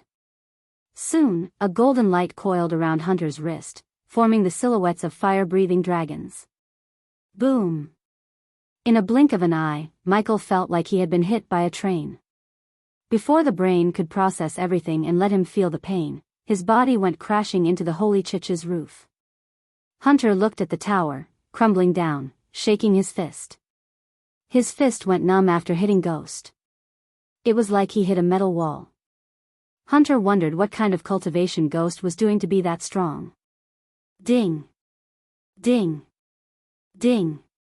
The holy guards who saw the tower collapsing quickly rang the bell to alert everyone. As a result, the soldiers adorned in white radiant armor rushed out of the church. They all shot to the sky from the ground like arrows to fight Hunter, who was in the Dark Lord's armor. The moment the holy guards saw Hunter, their eyes went wide behind their helmets. It wouldn't be an understatement to tell they trembled at the sight of the Dark Lord. In just a few moments, 50 holy guards surrounded Hunter. This is fun, Hunter chuckled. Abomination. This chapter upload first at Novelbin.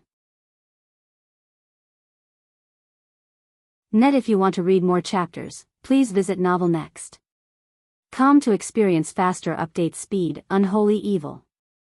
We will bring you to justice. Hunter furrowed his crease as he had never heard such cliché lines before. He wasn't hiding his energy radiation, but still, the soldiers remained without budging. The reality was the soldiers simply couldn't see Hunter's energy radiation as Michael did. Moreover, Hunter was oblivious to the fact that the Hydra's shout has robbed the cultivators of their ability to see others' cultivation levels. Hunter threw a glance at the reluctant soldiers before looking at the sky above him from the corner of his eye. He sensed sudden energy appearing above him. Interesting, said Hunter. Ghost had informed Hunter about this. He briefly explained how someone or something might appear to spy on them. To his surprise, Ghost said he wanted them to see the battle. As per Ghost's request, Hunter didn't destroy the spy even though he could have done it with a simple flick of his wrist. When Hunter returned his gaze back to the holy guards, a guard slowly moved forward with his spear pointing at Hunter. Despite being surrounded by countless soldiers, Hunter remained calm. It was a pity that the system went offline. Otherwise, Hunter would have received quite a sum of experience and badass points. Hunter calmly raised his hand, drawing a skull in the air. The skull glimmered with bright white light. Phoo! Hunter sent a blow of wind to the skull as it began to grow from palm size to a skull 3 meters tall and 2 meters wide. The skull suddenly came to life, opening its jaw. Seeing the terrifying white skull, the soldier's body went rigid. Arg! The soldier screamed as he tried to stab the skull. However, the spear went through the skull. Before the soldier could pull the spear back, the skull swallowed the soldier. As soon as the skull touched the soldier, the poor one instantly turned into a puff of smoke. Even the armor wasn't spared by the skull. That was only a low-level spell. Hunter was surprised to see how weak the soldier was. Though the reality was the soldier wasn't weak, Hunter was too strong. The power gap between Hunter and the soldier to that of the earth to the sky. After all, in this world's cultivation stage, Hunter was at the celestial stage while the soldier was only at the soul refining stage. Even if hundreds of soldiers attacked Hunter at the same time, they still wouldn't be able to harm Hunter, not even a bit. Following their fellow soldiers' sudden death, the rest trembled. The soldiers swallowed their shock and tried to attack Hunter again. They wanted to kill Hunter before he could cast another spell. Attacking Hunter before casting another spell would have worked if Hunter wasn't too damn stronger than them. Simply put, Hunter didn't even need to cast spells. Instead, he could just crush them with sheer physical strength alone. Hunter tilted his head with an amused smile on his face.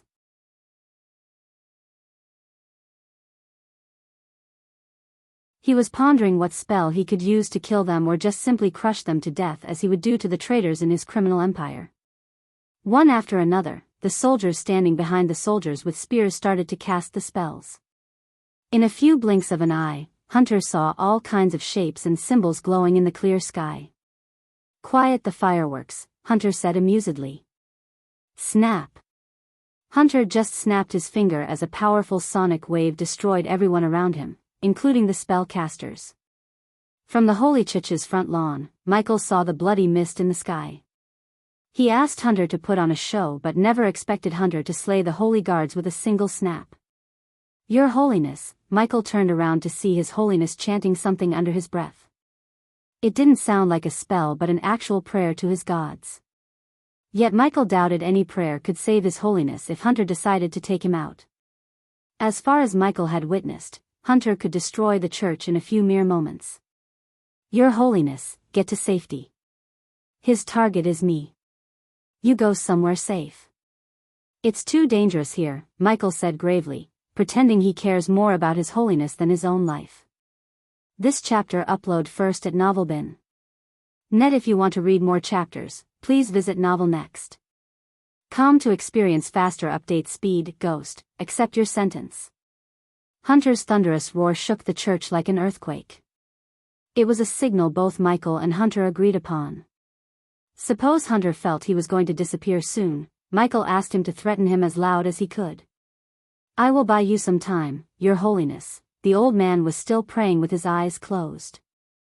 The holy guards around the old man wanted to take him away from the church to the secret bunker. However, the old man didn't budge an inch. Instead, he tried to strike down evil with his prayer. Sling. Michael unsheathed his two swords before launching himself toward Hunter. As though nature itself had terrified, the clear sky turned dark and covered by storm clouds in a few moments. Michael and Hunter met mid-air, preparing to put on a show. Hunter flicked his wrist as a metal rod engraved with coiling snakes appeared in Hunter's. When Hunter clasped the metal rod tight, the hilt lit up, turning itself into an energy whip. The radiant red energy pulsated energy along with a low-pitched whistling sound. At this time, Mutrad and several prominent figures in the Guardian Guild appeared near the Holy Church using teleportation. As soon as Mutrad saw Ghost fighting the Dark Lord, he creased his brows. Just yesterday Mutrad theorized that Ghost and the Dark Lord were the same people. He couldn't believe he was proven wrong. "I won't give you a quick death. Instead, I will make you suffer," Hunter gnarled. Hunter then swung the energy whip. Since Ghost asked him to put up a real show, Hunter didn't hold back. He swung the energy whip vigorously. Unlike swords, defending himself from a whip took a great effort for Michael. With swords or any other metal weapons, Michael could predict its trajectory. But with an energy whip, he was unable to, especially with Hunter's speed. Nonetheless, Michael moved his swords with speed and finesse, blocking the energy whip. Unfortunately, every time Michael blocked the energy whip with his swords, the energy whip chipped a piece away. At this point, the Guardian captains flew straight to Hunter with the sole intent to bring him down. While deflecting the energy whip, Michael looked around to see several people flying toward Hunter. He wondered where Noah was. Unfortunately, luck wasn't on Michael's side as Noah was nowhere to be found. Instead, Michael saw several men and women dashing at Hunter. Annoying flies, Hunter just waved his hand, shooting a powerful sonic wave from the tip of his fingers. Just like before, the Guardian captains along with several Guardians exploded to death. "You won't get a painless death like that, Ghost," Hunter growled, increasing the speed of his swings. One of the wings finally brushed past Michael's hand. The energy whip burnt Michael's arm, completely scorching his skin. Just as Mutrad was about to join the battle when a vortex appeared in the sky. Upon seeing the vortex in the sky, Hunter stopped swinging the energy whip. "I've been summoned," Hunter said, loud enough for everyone around them to hear him. "But before I go, I have a gift for the Holy Church." Hunter raised both his hands towards the sky as Michael felt the clouds turning darker and darker. The howling sound followed by the dark clouds was nothing but ominous. Everyone was stunned to see the sky turning darker despite the time of the day. All the clouds gathered around the vortex to create an ominous storm. The next moment, a meteor slowly emerged from the storm clouds, enveloped in fire. Looking at the gargantuan meteor above his head, Michael felt the urge to move aside from its path. "No more churches in my domain," Hunter growled.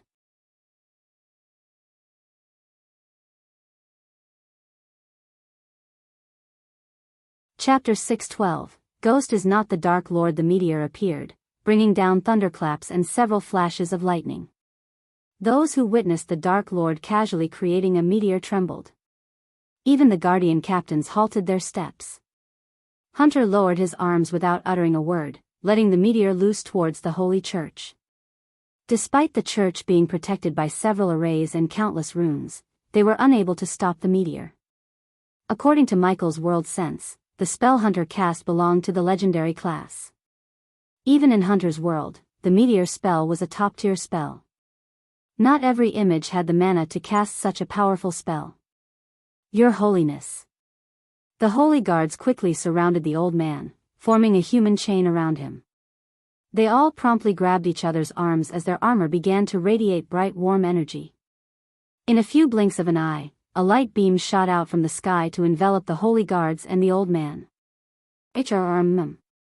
Meanwhile, the meteor approached the Holy Church, creating ear-piercing thunderclaps and countless lightning cracks in the sky. The energy distortion in the atmosphere petrified everyone. Because of the spell's power, the space around them was distorted, preventing the teleportation from working. That was why the Alpha Guardians who tried to teleport to the Holy Church failed to do so. Fortunately, it worked in Michael's favor. Too many Alpha Guardians and powerful people might result in more suspicion. Boom! The meteor crashed onto the Holy Church as Michael saw the golden dome around the church flicker vigorously before finally fading away. Under the burning meteor, the church crumbled into pieces.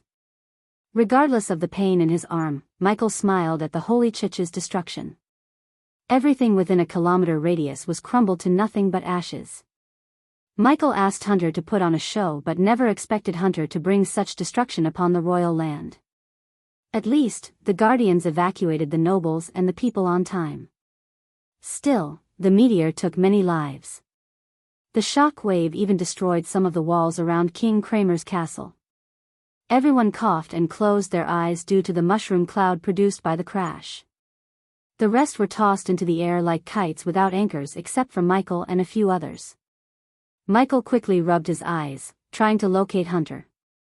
Eventually, Michael was able to open his eyes to see Hunter hovering in the air. Unfortunately, due to the dust storm and the fire particles in the air, Michael could barely see Hunter. Hunter grinned, admiring the destruction he caused. A while later, he slowly turned his gaze. "Get your schedule free. I will meet you next week." "It's going to be a hell of a ride," Michael smirked before flying into the vortex above him. "He took my armor," Michael growled, but after thinking about how much Hunter helped him, he couldn't help smiling inside. It's time for a new armor anyways. Michael really felt lighthearted and relieved. Not because he destroyed the Holy Church, although it was part of a reason for his delight, but because everyone witnessed Ghost fighting the Dark Lord. It would be hard to connect him to the Dark Lord now. Even though Michael had no idea that Mutrad connected Ghost to the Dark Lord, his plan completely messed up Mutrad's theory. In the battle between wits, Michael scored 1 against Mutrad. After several hours, the Guardians erupted white tents in the wasteland, which was previously the Holy Church surrounded by an alluring maple forest. Michael sat on a chair inside of the tents, waiting for someone from the Guardians to appear. A couple of holy guards and guardians, both were at the soul refining stage, stood guard on each core of the square tent, protecting Michael.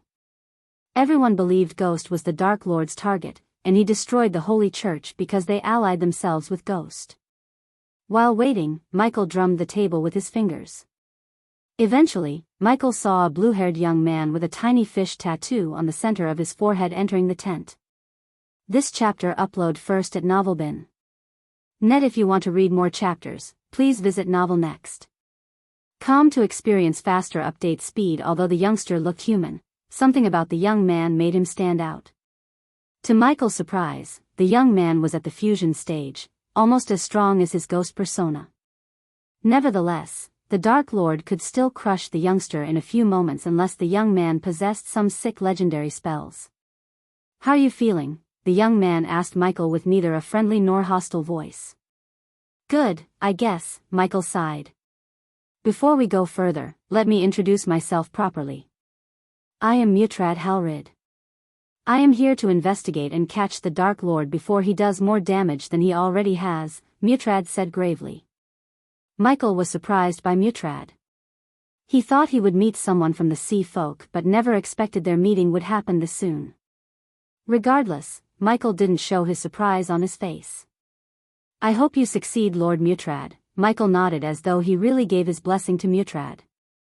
In reality, Michael was imagining crushing Mutrad to a bloody pulp. In a few seconds, Michael killed Mutrad in multiple ways. "Now tell me what happened before you appeared in the royal land," Mutrad asked. "Well, I was in Thera. I went there to attend the aqua auction." Michael began to recount everything truthfully except the part where he went to catch Heinberg's killer and the part where he met Mugashuku. "I don't know where he came from. One moment I was in my room, and the next, I was in the sky near the holy church. Did he say anything about why he chose you as his next target?" Mutrad asked. "He was saying some bullshit about me using my talents to profit instead of helping the needy," Michael said. He knew how Noah felt about him as the latter always disliked Michael selling his potions for high prices to the nobles instead of helping the poor. So Michael decided to connect Noah with the Dark Lord as much as possible. "Where were you in Thera exactly?" "You serious? There is a plague going on there, and guess who found the cure?" Michael smirked. "I was brewing the cures when that evil bastard teleported me here. Now I have to find another portal to get to Thera again." Michael sounded genuinely mad. In fact, he was mad at Hunter. By destroying the holy church, he destroyed the teleportation portal. He could use the runic teleportation to get to Thera. First, however, Michael needed to go through a teleportation portal to avoid raising any suspicions. "Did you hear the Dark Lord saying he has been summoned?" Michael questioned Mutrad for a second. This chapter upload first at Novelbin. Net. If you want to read more chapters, please visit Novel Next. Com to experience faster update speed. Mutrad nodded. "Is there any chance there is another one above the Dark Lord?" Michael asked Mutrad, putting Mutrad in deep thought. No matter how hard he thought about the facts, Mutrad couldn't connect Ghost to the Dark Lord anymore. The facts simply didn't sit right with his theory of Ghost being the Dark Lord anymore. So, as a member of an advanced civilization, Mutrad infused himself with the ability to see through someone's cultivation level in Elon and Azair. Because of that, Mutrad was able to see Michael's fusion stage cultivation, and the Dark Lord was at the celestial stage. After seeing the celestial stage cultivation level, Mutrad's theories such as Ghost using puppets, slaves, and illusions to duplicate himself, went out the window. No way anyone could create a celestial stage duplicate. Even among sea folks, only one celestial being existed. At least, that's what Mutrad learned from his elders. Mutrad couldn't explain or connect Ghost to the Dark Lord anymore. He was so sure about that, but now, his theory crumbled to pieces. Thus, the best thing Mutrad could do was get as much information about the Dark Lord from Ghost. If Ghost was really the Dark Lord's target, he needed their help as much as they needed his. "Maybe or maybe not," Mutrad answered nonchalantly. "Do you have any idea why he wanted to kill you in front of the Holy Church?" "You saw the spell he cast. If he wanted to kill you, you would have been dead." "Yeah, no shit," Michael rolled his eyes. "Didn't you hear him screaming how he wanted to torture me instead of giving me a painless death? He must have really liked to put on a show. Man, I can't wait to get back to Mazeroth. That might be the only place he'll be safe." As far as Mutrad could tell, Ghost wasn't lying. There were no signs of him lying on his face. Even the micro-reactions, his eye movement, and voice modulation were perfect, almost too perfect. Everything Mutrad saw led him to believe Ghost was not the Dark Lord. In fact, he might be the Dark Lord's target, and every fact he had previously might just be a coincidence. Unknowing to Mutrad, the confusion and chaos in his mind were visible to Michael. He had to thank Hunter for coming to his word when he did. If it wasn't for him and the overpowered spell he cast, Michael couldn't have convinced and terrified everyone at the same time. He doubted anyone would voluntarily agree to chase the Dark Lord anymore. But Michael's plan wasn't over yet. Instead, he had one last piece, a crucial piece. He entrusted his beloved Gaia to the last part of his plan. Suppose everything went according to his plan, even the Sky Hall would think twice before messing with the Dark Lord. Can I go now, Lord Mutrad? I am exhausted. If I am going to die, I want to enjoy the last moments of my life with my fiancé instead of sitting in this tent. No offense, none taken, Mutrad said, heaving a sigh of relief. Michael finally stood up. I really hope you catch that bastard Lord Mutrad. May the gods are with you on your hunt, Michael smiled at Mutrad before walking out of the tent. Now that Hunter had destroyed the portal, he had to visit Aragoth to use their portal. Fortunately, he knew Olivia. So using their portal wouldn't be a hassle. From now on, Michael could entirely focus on building his business empire as Ghost and Order of Death in the Shadows as the Dark Lord.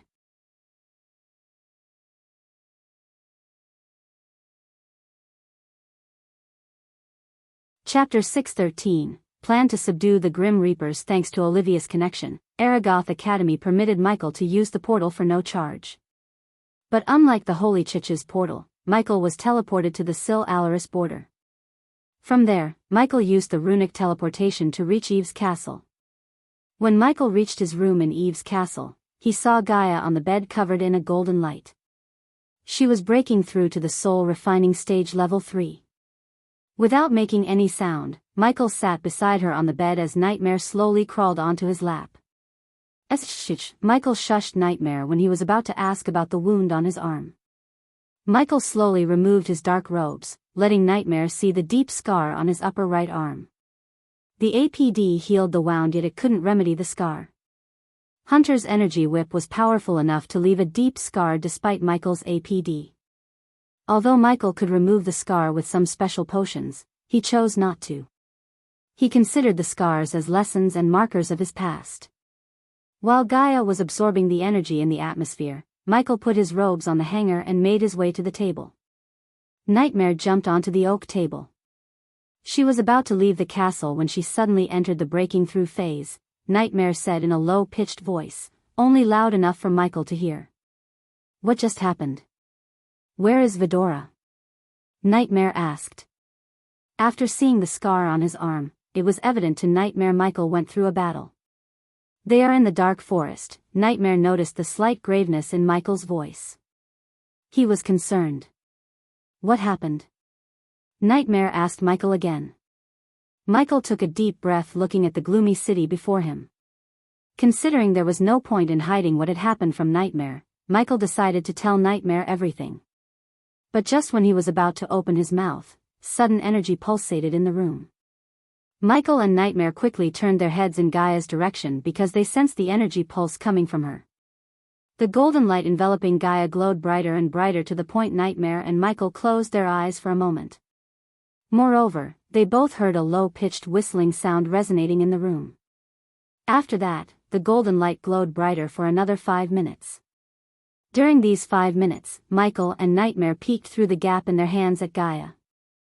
Eventually the golden light slowly lost its radiance, letting Michael and Nightmare open their eyes. When they saw Gaia, she slowly opened her eyes with a grin on her face. Finally, level 3. Not bad at all, she cracked her neck, which she picked from Michael. Her grin froze when Gaia saw the deep scar on his arm.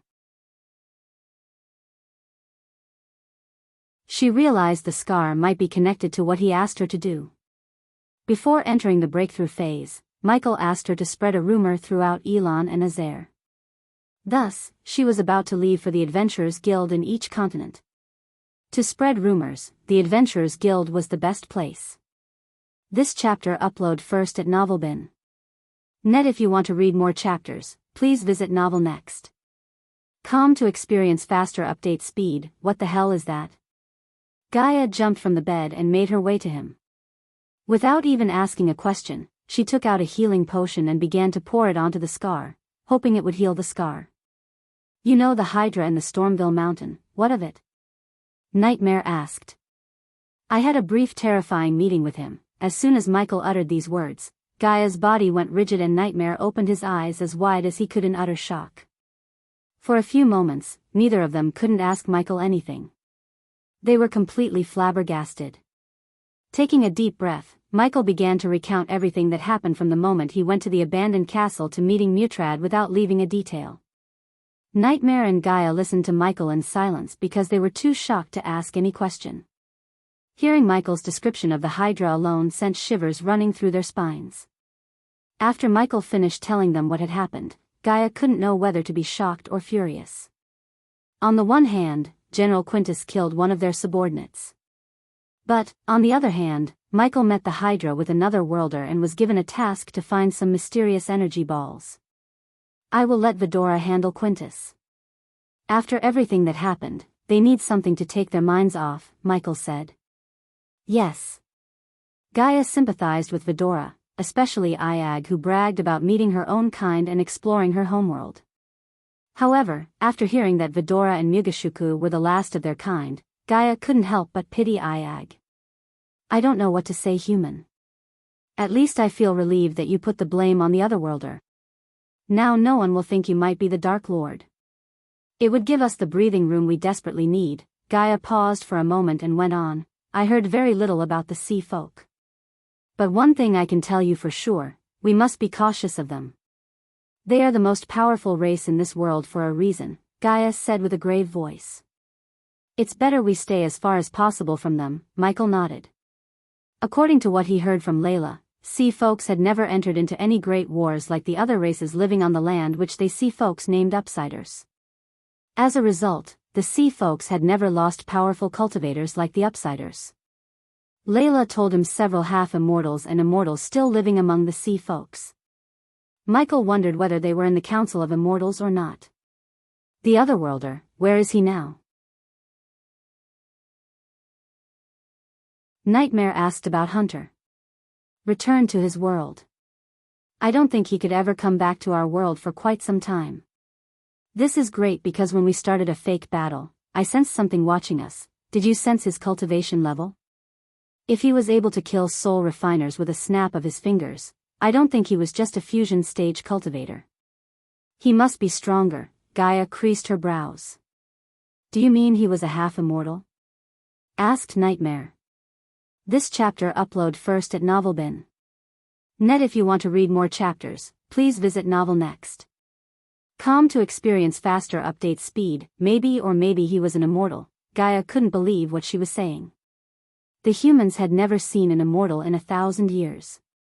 As per the history books Nagaland had on humans had the lowest chance to reach immortality due to their lifestyles and shorter lifespans. For instance, a human at the core formation stage would live for 200 years while the other races had a typical lifespan of 400 years. Moreover, the human's cultivation was often interrupted by bottlenecks, unlike the other races. Since the Council of Immortals rarely appeared in public, only a handful of people knew about them. Something told Michael that Hunter was stronger than even an immortal. Unfortunately, Hunter's power had been suppressed after he reached this universe. Hunter's system had to turn the celestial energy into astral energy, which Hunter used to cultivate. Due to the energy conversion, Hunter was operating with a limited amount of power. Even with limited power, when Hunter cast his first spell, it created a massive ripple in the atmosphere, which freaked out the entire Council of Immortals. As Michael was speaking to Gaia, the Council of Immortals was preparing to meet the Skyhall Elders. What if the Skyhall sent half-immortals and immortals to chase down the Dark Lord? Nightmare asked a question that's been in Michael and Gaia's minds. They might. That's why we need to be extra cautious from now on. If we don't leave any trail, they won't be able to find us, said Michael. So what do we do next? Asked Gaia. We build our own teleporter. Michael cracked his neck. A few months ago, building a teleporter was an impossible task for him. However, with a 6-star runemaster like Eladir, he could build his own teleportation array.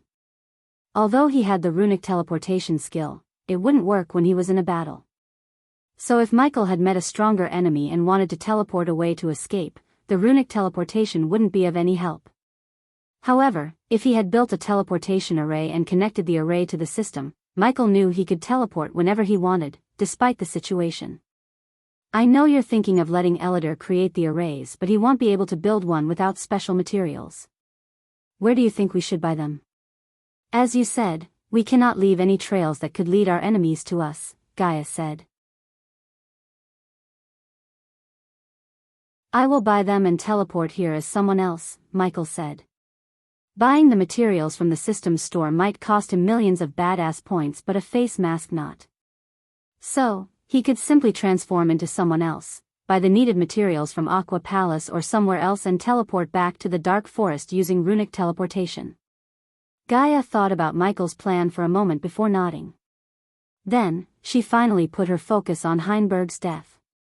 Just the thought that Quintus had killed Heinberg made Gaia's blood boil. She wanted to pay him a visit and rip him apart piece by piece. I don't want to rush Vidora, but I need Quintus dead within a week.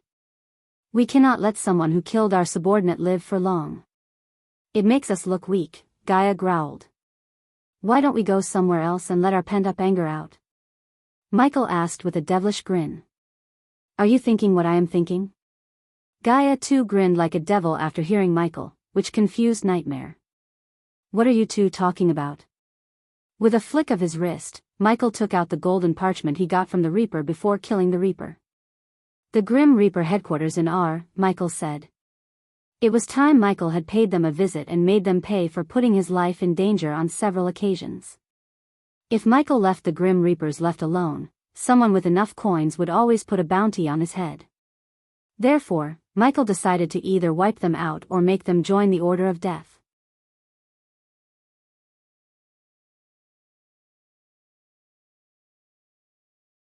Chapter 614, Visiting the Reaper's Guild. When the night blanketed the forest between Sil Allery and Thera, Michael and Gaia descended through the canopy to the thicket. They navigated through the woods. They stepped on dried twigs and leaves, making creaking noises. Michael focused on the environmental map to see if any Reapers were around them. But to Michael's surprise, he hadn't found a soul. Michael thought it must be because the Reapers wanted to maintain secrecy. After all, having several men patrolling could expose their location. Gaia followed the map, and eventually, they reached the hills adjacent to the forests. As far as one could see, there was nothing but stone before them. It should be here somewhere, Gaia furrowed her crease, running her hand through the rough surface. Michael stood a couple of meters away from the hill under the shade of ancient banyan trees. He looked around the place to locate if there were any illusion runes near them. Yet, he found nothing, which meant there was no illusion. So, after a while, Michael summoned the system. System, scan the place to see if there are any hidden entrances. Since it was just a simple scam, the system only asked for 5,000 badass points. Afterward, a pale blue light shot out from Michael, visible only to him, searching for hidden entrances in the hill. Off Kraus, Michael knew there was a possibility the Reaper had given him the wrong location. But he looked the Reaper in the eyes when he received the parchment. So unless the Reaper was a peerless liar, this place must be their hideout. Are you sure this map is legit? Gaia asked Michael. He stayed silent until the blue light in his sight turned jade green, spotlighting an area. The system has found an entrance protected by secret arrays and runes. Does the host wish to break them? It would cost the host 15,000 badass points. Yes, Michael said nonchalantly. The jade green light intensified as the hill spotlighted by the system trembled. Soon, it split open with a slow creak. How'd you? Never mind, Gaia was startled, but she was with him long enough not to get surprised by things like this. Before taking a step into the cave, Gaia conjured a ball of light in her hand, tossing it into the cave to not only light the cave but also detect if there were any hidden traps. Afterward, the both of them cautiously walked through the cave, expecting trouble any second. Is this place supposed to be empty? Gaia questioned after noticing the empty caves. She could understand why there were no Reapers outside, but she wondered why there were no guards inside either. I don't think so, Michael said in a husky voice. They continued to walk without triggering any traps or meeting reapers until they reached a spacious hall lit by a crimson-red chandelier hanging from the cave top. Surprisingly, the hall seemed to have been tossed by someone else. All the tables were either broken or upside down, the quest boards were destroyed, and what could have been the counter was burnt to ashes. This chapter upload first at Novelbin. Net. If you want to read more chapters, please visit Novel Next. Com to experience faster update speed. This is not what I was expecting, Gaia said. She looked around instead of moving forward. At this point, Michael realized why there were no guards on the way or any life signs detected on the environmental scanning map. Michael slowly hovered to the burnt counter. He thought the Reapers Guild would be bigger than a simple hall. He was disappointed. What happened here? Did someone kill them all? If so, where are the bodies? Gaia questioned Michael while looking around the hall. When Michael reached the pile of ash, he found nothing. Still, he bent down to pick up a handful of ashes. Michael took out a portion from the system's storage before pouring the silver liquid into the ash. Since Michael was a 5-star alchemist, he brewed many potions in his free time. This potion was one of them. He used it previously to find Jack's blood trail in the forest. If someone had burnt the Reapers, the potion would turn the ash red after absorbing the silver liquid. As Michael expected, the ash became red. So someone killed them all? But why and who? This place must have had a fusion stage Reaper. Every Reaper guild has one. Gaia furrowed her crease. On top of a fusion stage cultivator, she knew the guild would have had several soul-refining stage cultivators along with powerful defense arrays and runes. If this place only had one fusion stage cultivator, he must have been the one who tried to kill me back on the floating mountain. Michael tossed the ash to the ground and dusted his hands. I killed him, leaving this place with no fusion stage Reaper. Michael hovered around to see if there were clues to figure out what had happened here. But he found none. Whoever killed them did a thorough job of erasing the evidence. We need to figure out whether this is connected to someone sending a Reaper after you or not, Gaia said. Michael nodded. If we could get our hands on some Reapers in Elon or Azair, we might get some ideas. We cannot deny the possibility this might have happened because of some internal dispute. Gaia was right. Yet Michael didn't think it was the case. He needed more concrete evidence before coming to a conclusion. But one thing was for sure, he wouldn't be bothered by the Reapers for some time. Let's go. Michael threw some spiders around the place before flying out of the cave. Suppose the killer or the killers returned to the cave, the spiders would catch them.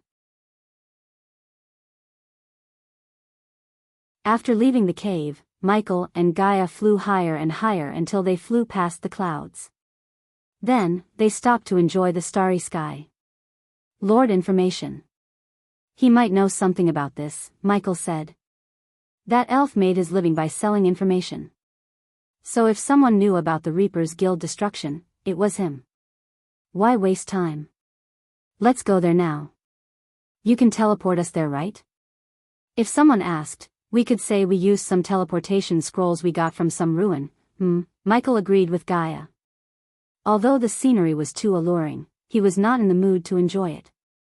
Instead, Michael willed the system to unequip his old Lucifer armor. Thanks to Hunter, who disappeared wearing his dark suit too, his latest armor, Michael had to wear his old one. Because of that, Michael had to forge new armor again. But this time, Michael decided to take his time and forge the armor from the materials bought from the system. To do that, Michael had to upgrade the system first, which he would do as soon as the auction was over. This chapter upload first at Novelbin. Net. If you want to read more chapters, please visit Novel Next. Com to experience faster update speed. When Michael appeared behind a tavern in Sarton, it was already midnight. The streets were empty, blanketed with a tiny layer of whiteness. The snowflakes rained down upon them, making the night colder and prettier too. Since Michael and Gaia visited Lord Information a couple of times, they knew the way to Mary's Flower, where Lord Information resides. The streets were void of any light except fireflies which illuminated the road and the falling snow specks. Michael and Gaia walked the paved streets under the embrace of darkness until they saw the brightly lit Mary's Flower shop. Even at this hour, the shop was brightened by 2 street lamps and a glowing blue rub atop the roses. Cling. Michael pushed open the door, ringing a bell attached to the door. Welcome to Mary's Flowers, the same brown-haired girl from before greeted Michael and Gaia with a bright smile. Can we meet Lord Information? It's kind of an urgent matter, Michael said. Send them in. Michael heard Lord Information's voice resonate in the room. They both followed the girl to one of the glass racks filled with rose bouquets. Sliding the glass door, the girl pulled the bouquet in the center just like before. After entering the room, Michael saw Lord Information sitting behind the oak table with a tall stack of parchments. He had enough parchments to bury a grown man underneath. The candlelight illuminated the elf's fatigued face. You traveled very fast from royal land to Thera and Thera to here, Lord Information surprised Michael and Gaia. To be honest, even Michael was freaked out by Lord Information's extent of reach. Michael thought he only operated in Elon and Azair. Now he realized R wasn't out of his reach either. After Michael and Gaia took their seats before Lord Information, he closed the parchment he was reading and turned his gaze towards them. So how may I help you? Asked Lord Information. Someone has put a bounty on my head again, Lord Information.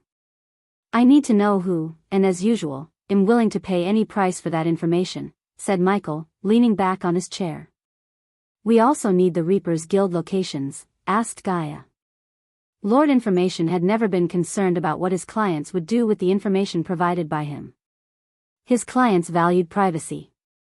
So Gaia knew whatever she asked would strictly stay between them. I have 2 kinds of information to provide you. First one, you will get for 100,000 coins. The second one will not cost you coins, but I require something else.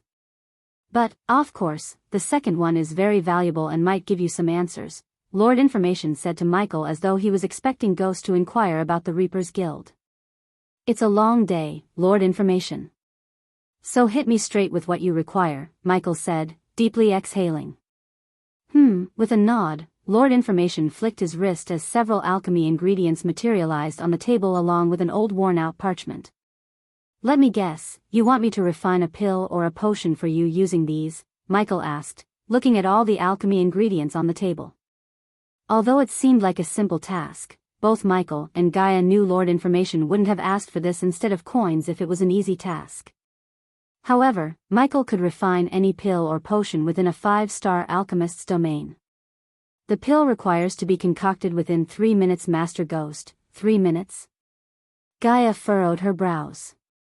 By looking at the ingredients and the parchment, Gaia was sure it was some ancient recipe that required ultimate skills. Not that she doubted Michael, but 3 minutes seemed too little.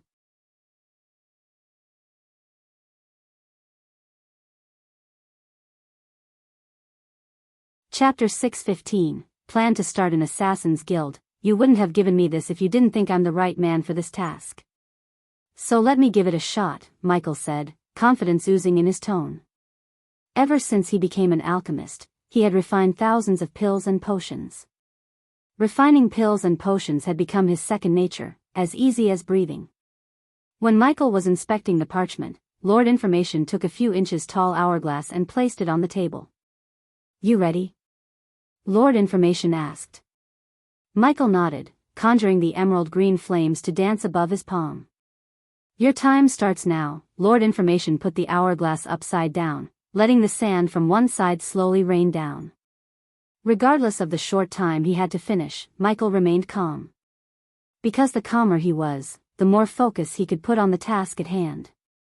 He focused like a hawk, throwing one ingredient after another into the flame.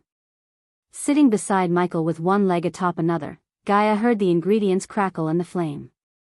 The gentle warmth from the flames blankets her like a motherly hug, protecting her from the chillness in the air. Every time she exhaled, she could see her breath. It was that cold inside the room due to the coming winter. Little by little, the sand grew taller inside the hourglass. Finally, almost half the sand had fallen down from the top when 12 dark purple beads hovered above the jade-green flames. Lord Information had seen several top alchemists in R try and fail at what Michael had just done. Bluntly speaking, the elf was terrified of Michael's ability. Even among the orcs who had a natural talent for alchemy, there was no one like the human before him. Lord Information knew with time, Ghost would become the top dog in the alchemy world. Gaia and Lord Information remained without speaking a word, fearing if they did, it might break his focus. After the beads had formed above the flames, Michael willed the flames to disappear before pulling his arms together. As though the beads were connected to his hands, they slowly pulled towards each other. The beads then gradually merged together, forming a hand-sized ball, and then condensed into a sparkling purple pill in the air. Finished in roughly 2 minutes, Michael said with a smirk. Lord Information stared at the pill while inhaling the sweet aroma coming from the pill. It turned the musty paper-smelling air aromatic. As you wanted, 90% pure pill. Now it's time to fulfill your part of the bargain, Lord Information. Lord Information examined the pill until he placed it in a wooden box cushioned with red cloth inside. After that, Lord Information opened up a drawer on the table. Michael and Gaia heard some ruffling as though the elf was rummaging through some parchments. Then, he eventually took out a parchment made of red paper. However, the elf didn't hand it over to Michael. Instead, he opened it up to read it himself. The Grim Reapers are no more, Lord Information said nonchalantly. What? Gaia furrowed her crease. She could swear she had just heard the elf say the Grim Reapers are no more. This chapter upload first at Novelbin. Net if you want to read more chapters, please visit Novel Next. Com to experience faster update speed, that's right. They were all wiped out last night. If you go to their headquarters, you will find nothing but ruins, Lord Information stated. Lord Information looked up from the parchment to see Ghost's reaction. As expected, Ghost had dark lines on his forehead. It's definitely connected. Whoever sent a Reaper after me killed the others to wipe out the evidence. But who and why? Michael questioned himself. At least you won't have to worry about the Reapers anymore. After all, no guild, no contracts. Michael's train of thought got interrupted by Lord Information. After hearing Lord Information, Michael had no intention to go to their guild locations because he knew he wouldn't find anything. Whoever wiped them out was nothing but thorough. It would be a waste of time to go check the ruins. Lord Information hadn't built his empire by giving false or unverified information to his clients. Besides, Michael had to brew more cures for the plague instead of wasting his time. Thank you, Lord Information. Michael stood up since he had nothing more to ask of the elf. Here's a piece of free information, Master Ghost. Isn't all rainbows and butterflies, Lord Information said as Michael nodded before leaving the elf to his works. What the hell was that? Gaia exclaimed as soon as they walked out of Mary's flower shop. The Grim Reapers are no more. I don't think it's a coincidence someone sent a fusion stage Reaper after you and the Reapers Guild suddenly got wiped out from existence. Gaia's voice was grave. It's not, said Michael calmly. I'm telling you, human. I have a bad feeling about this. It's like someone is stalking us. Gaia took a deep breath. Michael, on the other hand, stayed calm as always. Just making everyone think Hunter was the Dark Lord took tremendous pressure off his shoulder. Without this pressure, Michael was able to plan and see things more clearly. Whoever wiped out the Reapers did us a favor. As the elf said, now no one can put a bounty on our heads. It's a pity we couldn't swallow the Grim Reapers into our organization. But it paves the way to something greater, something I'm best at, Michael grinned. Looking at the bright grin on his face, Gaia was taken aback by surprise. His smile was like that of a kid who received a brand new toy he had wanted for a long time. The smile wiped away the worries in Gaia's heart as it always did. Okay. You're clearly planning something. Tell me what it is? Gaia asked. Isn't it obvious, my dear Snakey? Michael pinched her cheek hard enough to turn her cheeks red. This chapter upload first at Novelbin. Net if you want to read more chapters, please visit Novel Next. Com to experience faster update speed, we are going to start our own assassin guild, Michael smirked. After finding out about the Sea Folk's arrival, Michael knew he needed to further strengthen the might of his army. He knew the nature of these cultivators. Sooner or later, they would try to control the Upsiders so they could be more powerful. As far as he was concerned, they just used the Dark Lord as an excuse to step into their world. He couldn't care less about the sea folk for now. However, since they were set on finding the Dark Lord, he would fight back. That was his resolve. To his glee, he received a new opportunity to increase his power. At the moment, General Quintus was walking through a dark cave. He used an oil torch to light the path in front of him. There was something odd about the cave. Quintus couldn't describe the feeling, but it was there. If he had to, he would describe the cave as a nest of evil. Even a war veteran like Quintus shivered, taking steps forward. Eventually, after walking for almost 15 minutes without any guards or weapons, Quintus reached a stone door. He took a deep breath before knocking on the stone door 3 times. The door slowly creaked open, revealing a dark room lit with red orbs on the walls. Quintus twitched his nose, trying to prevent the putrid smell in the air from entering his nostrils. He looked around to locate the master of this place. Instead, he only found steel tables with bloody knives, blood stains on the walls, and a few pieces of flesh. The place reminded Quintus of some butcher shops. Only they butchered humans instead of cattle. Quintus made a fortune sending slaves and orphans to this place. Quintus feared nothing, no war or no famine could make him shudder except his employer. Just the thought of meeting his employer gave him chills. Quintus, his body went rigid when he heard a whisper resonate in the room. "Did you finish your task?" the voice whispered again.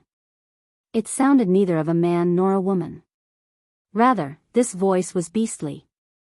"Yes," Quintus said. Beads of sweat formed on his forehead as he shivered. He tried to turn his head, but his brain refused to obey his commands. "Good, good, good," the whisper sounded close to his ear. He could feel his neck hair stand up straight. True to his words, Quintus finished his task.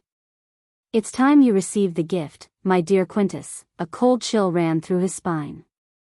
He hardly had time to wonder when he felt a strong force pushing him onto one of the steel tables stained with blood.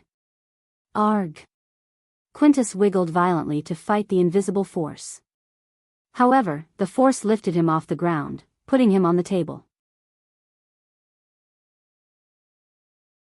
His hands and legs went rigid as Quintus couldn't feel them anymore. In fact, he only had feelings in his eyes. Sooner, Quintus noticed red orbs flicker. "You will thank me later," the voice said. It wasn't too long before Quintus saw his mysterious employer. He didn't know the employer was a he or a she. In fact, he even doubted it was even a human. The figure that appeared in his sight had a humanoid shape, approximately 3 meters tall, and was covered in dark hooded cloaks, making them closely resemble spirits. The face was barely visible due to the cloak. Whatever Quintus saw was grayed and decayed, looking like a decomposing corpse. Its breath smelled putrid, like blood and poison. Quintus tried to move his body only to fail. Except for his eyes, he couldn't move an inch of his body. "You rattled the death's cage," the creature whispered, gliding in the air around Quintus. This meeting was supposed to be an exchange. He was supposed to show the bloody blade that took Heinberg's life and receive the said gold coins in exchange. But, not in a million years Quintus thought he would end up on this torture table. "Only the gift can save you now," the figure touched Quintus with its slimy-looking grayish hand. He felt a bone-chilling coldness throughout his body when it touched his skin. "Eeg!" Quintus gasped for air as his eyes suddenly turned as white as pure snowflakes.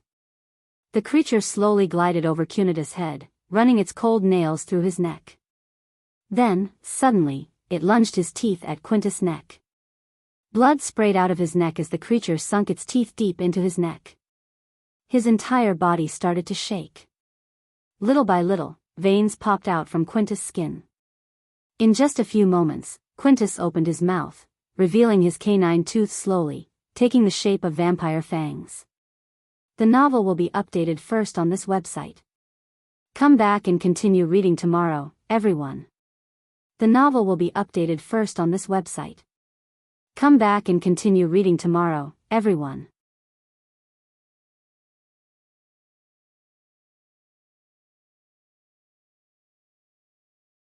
Chapter 6:16. Aqua Auction begins. The Aqua Palace was nearly 3,000 miles away from Eucerius, where the Voldegard castle was located. Normally it would take 3 to 4 days for a cultivator to reach the Aqua Palace. Since Eve was accompanying Michael with the 4 soul refining stage protectors, Michael, Gaia, and Nightmare flew to the Aqua Palace instead of simply teleporting. During these 3 days, Michael had a very peaceful life. He talked to Eve about the elves, how they operated, and the power dynamic in AR. Michael brewed the cures to stockpile them whenever they stopped flying and erupted camps to rest. In order to avoid raising the Empress' attention, the rival families simply chose to ignore the Voldegards until the auction ends. Eventually, when the clouds covered the morning sun, hardly letting pass any sunrays, Michael and the rest arrived at the Aqua Palace. The people on the island gradually increased as more and more people arrived at the island by luxurious ships, airships, and simply flying like Michael. At the island, dozens of soldiers clad in metal armor along with cultivators wearing simple mage robes stood vigilantly to maintain order. Anyone who entered the city had to hand over 10,000 coins as the entry fee. Only in this way could they enter the Aqua Palace without being thrown out by the guards. The Aqua Palace didn't offer VIP cards to many but only to prestigious and powerful people. Every time an auction begins, the soldiers were informed about the VIP card holders so they could provide the utmost respect and excellent service. Because of that, the soldiers instantly recognized Eve and allowed them to fly directly to the entrance instead of walking like the rest. Although the nobles who witnessed the special treatment felt annoyed, they didn't dare to question the guards, which was equivalent to questioning the Aqua Palace itself. It wasn't an understatement to say that Aqua Palace ran the auction with an iron fist. Any hiccups to the auction would directly result in the guards' termination. Sometimes they would lose jobs and sometimes they would lose their lives. Hence, the guards watched everyone like hawks. After entering the palace, they saw glowing arrows in the air, leading the VIP guests towards their allocated rooms. A few people threw shocked glances at Eve, but she ignored everyone. Michael noticed there wasn't a single one who greeted Eve with a friendly smile.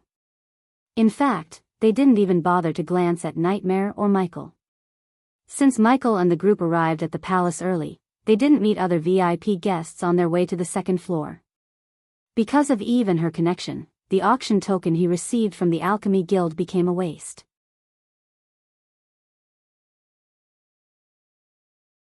Instead of using his token, he could now use Eve's VIP card to bid on the items. After taking their seats on the comfy sofas, Michael stared at the stadium outside. It reminded him of the football stadiums on the Earth. Only this was several times bigger and grander than them. They all witnessed the stadium getting filled with people rapidly in silence. Michael was actually shocked to see the thousands of nobles in one place. He knew the Aqua Palace must have earned millions just by the entry fee alone. It took the stadium an hour to get completely packed with people. The atmosphere outside was like a beehive, but inside, they didn't hear a word. The VIP rooms had special runes that filtered most of the undistinguishable chit-chatter to prove a serene environment for the VIPs. This chapter upload first at Novelbin. Net. If you want to read more chapters, please visit Novel Next. Com to experience faster update speed. Looking at the auction house, a sense of nostalgia hit Michael. It wasn't long ago when he visited the Phoenix Manor to attend an auction. At that time, he wasn't even a core formation cultivator. He remembered how he bought a teleportation scroll to escape Lord Julius. But now that he thought about everything, he couldn't help smiling. In just 18 months, he went from running away from an auction to getting VIP treatment from the biggest auction houses in the world. Outside the Aqua Palace, many nobles gathered outside in a long line to enter the auction house. As time went by, several luxurious airships appeared above the island. One of them was painted in crimson, red and black. If Michael was outside, he would compare the airship with the Zeppelin. But again, he would be more furious than curious. Because the ship had the emblem of Kingdom Thusia. Several figures clad in fiery robes flew out of the Zeppelin and directly entered the palace from above. Just like Michael and his group, they followed the arrows to reach their VIP rooms. Without having an idea that his sworn enemies were sitting next to his room, Michael sat on the sofa, enjoying the orange juice offered by the Aqua Palace with Eve, Gaia, and Nightmare. At the moment, the stadium was completely packed with people, including the VIP rooms. The Aqua Palace's marketing caused the auction to be one of the biggest auctions in the last decade. Because Michael spent his time brewing potions and Gaia spent her time cultivating, they didn't know much about the items which were to appear in the auction. They would have bothered to care if they had enough coins to afford the items. But, as far as they were concerned, they would be lucky to buy something in the auction for the coins they had. After all, 20 million was pocket change for the nobles and VIPs in R. "How much do you think we will make by auctioning the cure?" asked Nightmare, breaking the silence in the room. "0 coins, Gaia sighed. Although they traded the cure for promotion, she still felt terrible about losing all those coins. "Okay, let me rephrase my question. How much do you think our cure will go for?" asked Nightmare. 5 million, simple. Gaia didn't even take a few seconds to think about it. She could bet on her life that the cure would go for at least 5 million gold coins. There was not a shred of doubt in her mind the nobles would buy the cure just to study it so they could mass-produce it for themselves. 5 million? I think it would go for more. Especially now the molten plague has spread to the nearby kingdoms, said Eve. Eve still was in shock at what Fylvander and his family had done to her. So unlike Jennifer, Eve couldn't care less about a few nobles in the nearby kingdom succumbing to the plague. To be honest, Eve's mind was a boggle as she couldn't figure out her feelings. A part of her sought revenge on the elves, but the other wanted to forgive and forget. This chapter upload first at Novelbin. Net. If you want to read more chapters, please visit novelnext.com to experience faster update speed. Because of this, she occupied her mind with other things such as training, cultivating, and of course, spending time with her new best friends. With Michael and Gaia's guidance, Eve had already begun to come up with ideas to lead the Voldegards better than her father. However, almost 60% of the remaining elders supported Jennifer, but fortunately, she rejected the offer to lead the family without a single thought. Moreover, she named Eve as the better suited to lead the family, not her. Michael was glad Jennifer didn't turn out to be yet another cringe girl who would eventually end up as his enemy. Although Jennifer disliked the idea of waiting till the molten plague spread across the continent, she didn't question Michael or Gaia. On the contrary, despite everything, Jennifer felt grateful to them. If it wasn't for Ghost, she wouldn't be alive to complain. Good, Gaia grinned. I would be more glad if the Empress herself got sick with the plague, Gaia thought to herself but didn't dare to speak these words out loud. On the other hand, Michael wondered whether the Thusians would attend the auction or not. After all, they were at war with many kingdoms at once.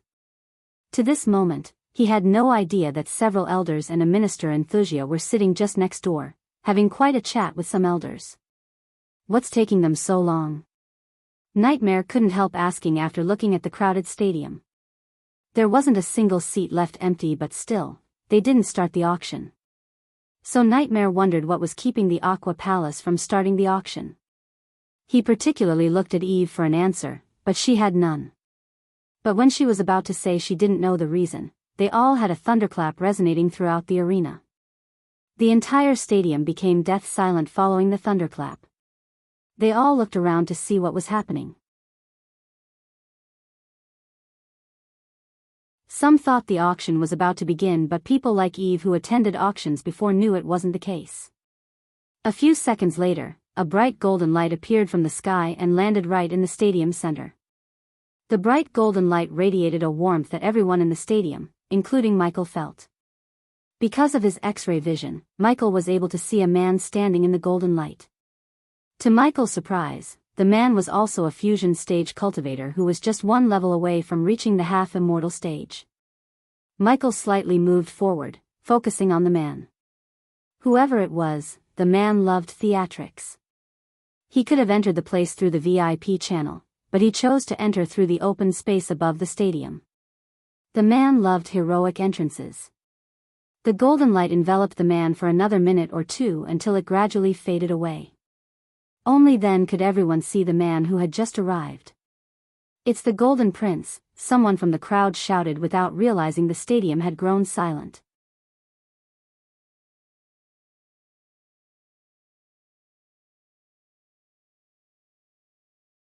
Chapter 6:17. War Gods of Ar. The elf was armed to the teeth with golden metal plates except for his head. So Michael could see the striking golden hair fluttering in the wind, blue eyes, and glowy skin. He simply waved his hand at the crowd before flying toward one of the VIP rooms. The elven prince left a golden light trail on his way to the VIP room. After the elf disappeared from his sight, Michael tilted his head to question Eve. Who is he? The third prince of Gondolin, Eve said. Gondolin could be said as the capital of Ar because the Empress ruled the continent from there. Although the dwarves never recognized the Empress' authority, the dwarves avoided messing with the Empress. Why? Because the dwarves were afraid of the princes. The 6 princes of Ar were collectively called the War Gods for a reason. Each of the War Gods was powerful enough to topple any kingdom that threatens Gondolin to the ground single-handedly. A war god, Gaia rolled her eyes when she heard Eve. They didn't deserve the name War God. If someone did, it was Michael. The reason why the princes were so powerful was they all had not one but several legendary spells in their arsenal. In addition, their weapons also belonged to the legendary class, which was enhanced by powerful runes. Therefore, although they were at the fusion stage, they were several times more powerful than any fusion stage cultivator. In case Michael had everything they had, he would be unstoppable. A war god? Fancy name, said Michael, making Eve quickly shut his mouth with her hand. When they heard Michael, the soul refiners' faces turned pale as a white sheet. Not a single one in Ar wasn't afraid of the war gods. Michael looked at everyone to realize he was a big deal in Ar. Don't speak ill of them. In fact, don't speak about them at all, said Eve. Why? Michael asked since he didn't know a thing about a war god. As far as he could guess, they were some kind of generals in the Empress army. He wasn't wrong though, but they were not simply generals, each of them was a one-man army who had been protecting Gondolin for centuries. Because they could kill you and no one can do anything about it, Eve said with a grave tone which only made Michael more curious. Interesting, Michael dragged his voice. Deep down, Michael wanted to know more about this war god. Forming an alliance with a powerful figure such as the elf might benefit him in the long run. After the war god settled into his room, the people began to murmur with each other. In a few minutes, they became as loud as before. 10 minutes later, a deafening bell rang throughout the arena. The arena became deadly silent yet again as everyone saw an old man in gray robes slowly descend from the sky. The old man was a soul refining stage level 7. He had neatly combed hair with a black goatee. Under everyone's curious gazes, the old man landed in the arena's center. After the old man landed on the neatly pruned grass field, he coughed a few times, clearing his throat. This chapter upload first at Novelbin. Net. If you want to read more chapters, please visit Novel Next. Com to experience faster update speed. Welcome to the annual prestigious Aqua auction. I am the auctioneer Rixton Bash for today's auction. Many of you might know the rules of the auction, but I will go through the rules again for the newcomers. Michael took a long sip of the orange juice and put the empty glass on the table before him. Afterward, Michael rested his legs on the table as the old man began to recite the rules and regulations. Every item in the auction is examined and verified for its authenticity by the best people in Aqua Palace. So rest assured, you won't be scammed, Rixton said, pausing for a moment. Only the bidding token holders and VIPs can bid for an item. Every bid must be made in gold coins. Other currencies such as silver coins, antique items, and ores won't be accepted. Aqua Palace also kindly requests the audience to enjoy the auction without making too much of a ruckus. It sounded more of a threat than a request in Michael's ears. After successfully winning the bid, you will be contacted by one of our employees. You can either choose to pay the price and take the item immediately or pay later at the end of the day. The auction will last for 3 days and battles are strictly forbidden on the Aqua Palace grounds. Rixton's grave voice reverberated through the arena. Knowing the Aqua Palace, none dared to break the rules. After all, the Aqua Palace was owned by the Arctic Hall and the Empress. Well, the rules have already been finished. I think everyone is very clear in mind. Michael was disappointed and surprised at the same time. He expected Rixton to inform them about giving the buyers some protection, but he said nothing about it. What if someone decided to steal the item after one leaves the island? If you don't have the power to hold on to your items, then you don't deserve it. That's an unwritten rule in aqua auctions, Gaia said nonchalantly. That's unfair, Nightmare sighed, feeling disappointed by the Aqua Palace. Even Michael was disappointed too. A prestigious auction like the Aqua auction should provide the buyers some security until they reach their destination. Otherwise, the powerful people could just snatch away an item from the weak. Back on Elon and Azair, many auctions resulted in an all-out war between noble families or between some rogue cultivator and a noble family. Either way, the auctions always resulted in bloodshed. The importance of a teleporter seemed higher and higher in Michael's mind. The crowd remained silent, listening to Rixton without daring to utter a word until he finished going through the rules. Now that I went through the rules, it's time to finally start what you've been waiting for all this time. Let the annual Aqua auction begin. The crowd erupted into cheers as soon as the crowd heard Rixton's thunderous shout. Only a small percentage possessed a bidding token to bid on items among the thousands of people. Still, they all cheered because not every day could they witness rare, ancient items with their own eyes. Plus, if they were lucky, they could see a nice battle outside the Aqua Island obviously. Soon, Rixton turned his palms as a black pillar emerged from the grass field near Rixton. A silver longsword rested upon the pillar, glistening in the light. Even from their rooms, Michael could hear the sword humming. The blade had a large, warped crossguard, which was to ensure the blade was both balanced and capable of protecting the owner's hands against any sliding sword. In addition, the crossguard had a gilded eye on each side, a clear sign this weapon belongs to a champion. A fairly small pommel was decorated with gilded linings, fancy decorations for a fancy sword. The blade itself was engraved.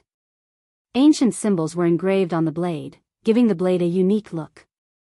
With a single look, Gaia could tell the sword belonged to the epic class.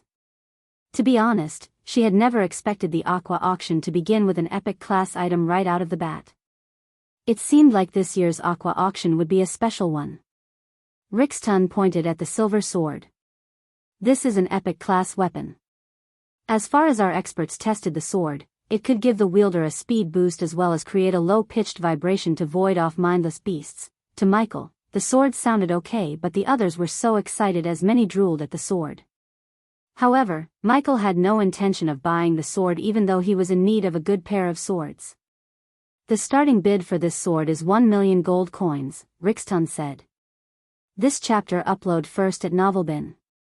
Net. If you want to read more chapters, please visit Novel Next. Com to experience faster update speed. Not even a second passed since Rixton spoke when someone from a VIP room bid for the sword. 1.5 million, another one bid for the sword from another VIP room. Because the VIP rooms were shielded by the black glass, no one could see who was inside another VIP room. That was why Michael didn't see the Thujans bidding for the sword. Michael noticed Rixton had never mentioned a certain amount to increase for each bid like the auction he had attended. So the bid for the sword went from 1.5 million to 4 million in a few minutes. 7 million, suddenly a clear crisp voice echoed through the arena, drawing everyone's attention. Michael turned his head in the voice's direction, but the black glass covering each VIP room prevented him from locating the voice's owner. However, Michael had X-ray vision to see through the mirror. His thermal vision showed Michael a man's silhouette. If he was right, it was the Golden Prince who bid for the sword. The nobles in VIP rooms instantly recognized the prince's crisp steel-like voice. They wanted the sword for themselves, but it was not worth crossing the Golden Prince. As a result, they all stopped bidding for the sword. It's bad for business, Nightmare said. No shit, Gaia agreed with Nightmare. If I had an auction house, I would mask everyone's voice and prevent anyone from revealing their background. That way, everyone can bid without fearing the strong. Gaia was right as always. When it comes to anything related to making money, she was an unparalleled genius. At least, she was more intelligent than the Aqua Palace owners, who didn't think of masking the VIPs. Otherwise, the sword would have gone for more than 7 million. Sold for VIP number 3, the Golden Prince. Rixton shouted, revealing the man who just bid for the sword. Sitting on the sofa, Michael furrowed his brows. The old man had no need to reveal the Golden Prince's name. Instead, he could have simply said the VIP room number. Something rubbed Michael in the wrong way about this whole auction. Is he just showing off or actually needs that sword? Michael whispered to Eve, who knows? Eve shrugged. At that moment, the crowd had murmured amongst themselves, looking between the Golden Prince's room that had a glowing number 3 floating outside in the air and the sword. Then, a while later, the pillar along with the sword slowly slid into the ground. Let's take a look at the next item. Rixton flicked his wrist as the pillar slowly emerged from the ground just like before. However, this time, a crystal orb was atop the pillar. After the appearance of the sphere, the temperature of the entire auction site suddenly dropped, and many people felt a little cold, including Michael. A white mist slowly blanketed the arena until Rixton clapped his hands together. His clap immediately produced a powerful shock wave that instantly blasted the white mist away. Afterward, he turned his gaze towards the crystal orb. Inside this crystal is the ancient ice dragon's heart. Those who didn't know, Ice Dragon was the last royal dragon who breathed ice instead of fire.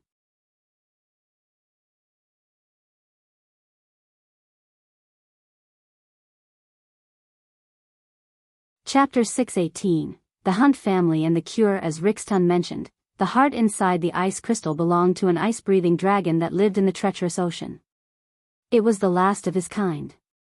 After the war between beastmen and the dragons, as well as the dragon clan's sudden disappearance, only a few dragons lived in the treacherous ocean. The ice-breathing dragon was one of them. The dragon's coldness could shatter even a fusion-stage cultivator's body. Since it lived in a treacherous ocean, none dared to bother the dragon until a brave adventurer managed to collect a few body parts of the dragon. As soon as Michael heard Rixton, he desired to get the heart for Nightmare. He could think of a few potions that could use the dragon's heart as an ingredient to give Nightmare a new ability. However, he doubted he could get his hands on the dragon's heart. If I started to list out the things you can do with the ice dragon's heart, we will all have to be here the whole day. So, I would directly begin the bidding instead of wasting everyone's time. The starting price of this treasure is 10 million, people gasped for air in shock after hearing the outrageous price. 20 million, right out of the bat, a noble doubled the bid by placing a 20 million bid. That's my current net worth, Michael sighed, thinking how poor he is compared to the nobles in our. 25 million, another man shouted from a VIP room. 50 million, not even a couple of minutes passed since Rixton started the bid, but they had already hit the 50 million mark. It was truly outstanding. Am I jealous of them? Michael questioned himself after seeing the real wealthy people showing how rich they are to the world.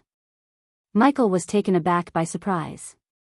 Someone had increased the body by 25 million like it was nothing. Michael activated his thermal vision to locate the rich noble. His eyes scanned all the VIP rooms, but unfortunately, the one who bid was adjacent to their VIP room, which prevented Michael from looking at them. Unless Michael could get his head through the glass, he wouldn't be able to see the nobles. Michael had no idea these nobles who occupied the room next were Thusians. 55 million, a lady with a melodious voice bid for the heart next. 70 million, the Thusians raised the bid once again, and this time, none bid against them. The ice dragon heart was a rare thing, but they didn't think it was worth 70 million. Who are these people? Nightmare asked, shocked by their wealth. They forked up 70 million like it was nothing. Although Gaia was a princess, she had never touched spent coins as lavishly as the other princesses because she knew how hard it was to earn them. Unfortunately, Selisi, Gaia's stepmother, didn't share her thoughts.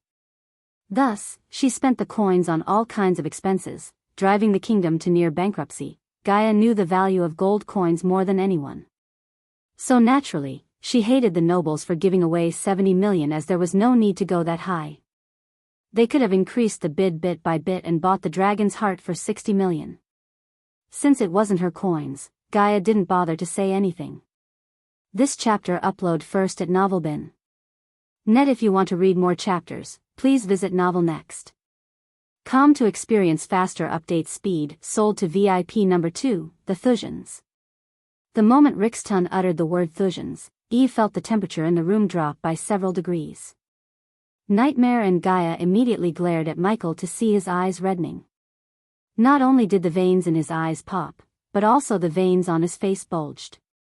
Even with Michael's control over anger, he failed to remain calm when he heard the word Thusians.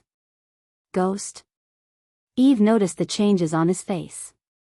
She slowly placed her hand on his shoulder, asking worriedly, "Are you all right?" Why wouldn't he be? Gaia quickly answered Eve before Eve could make any connection between Michael and Kingdom Thusia. "I am fine." Michael took a deep breath.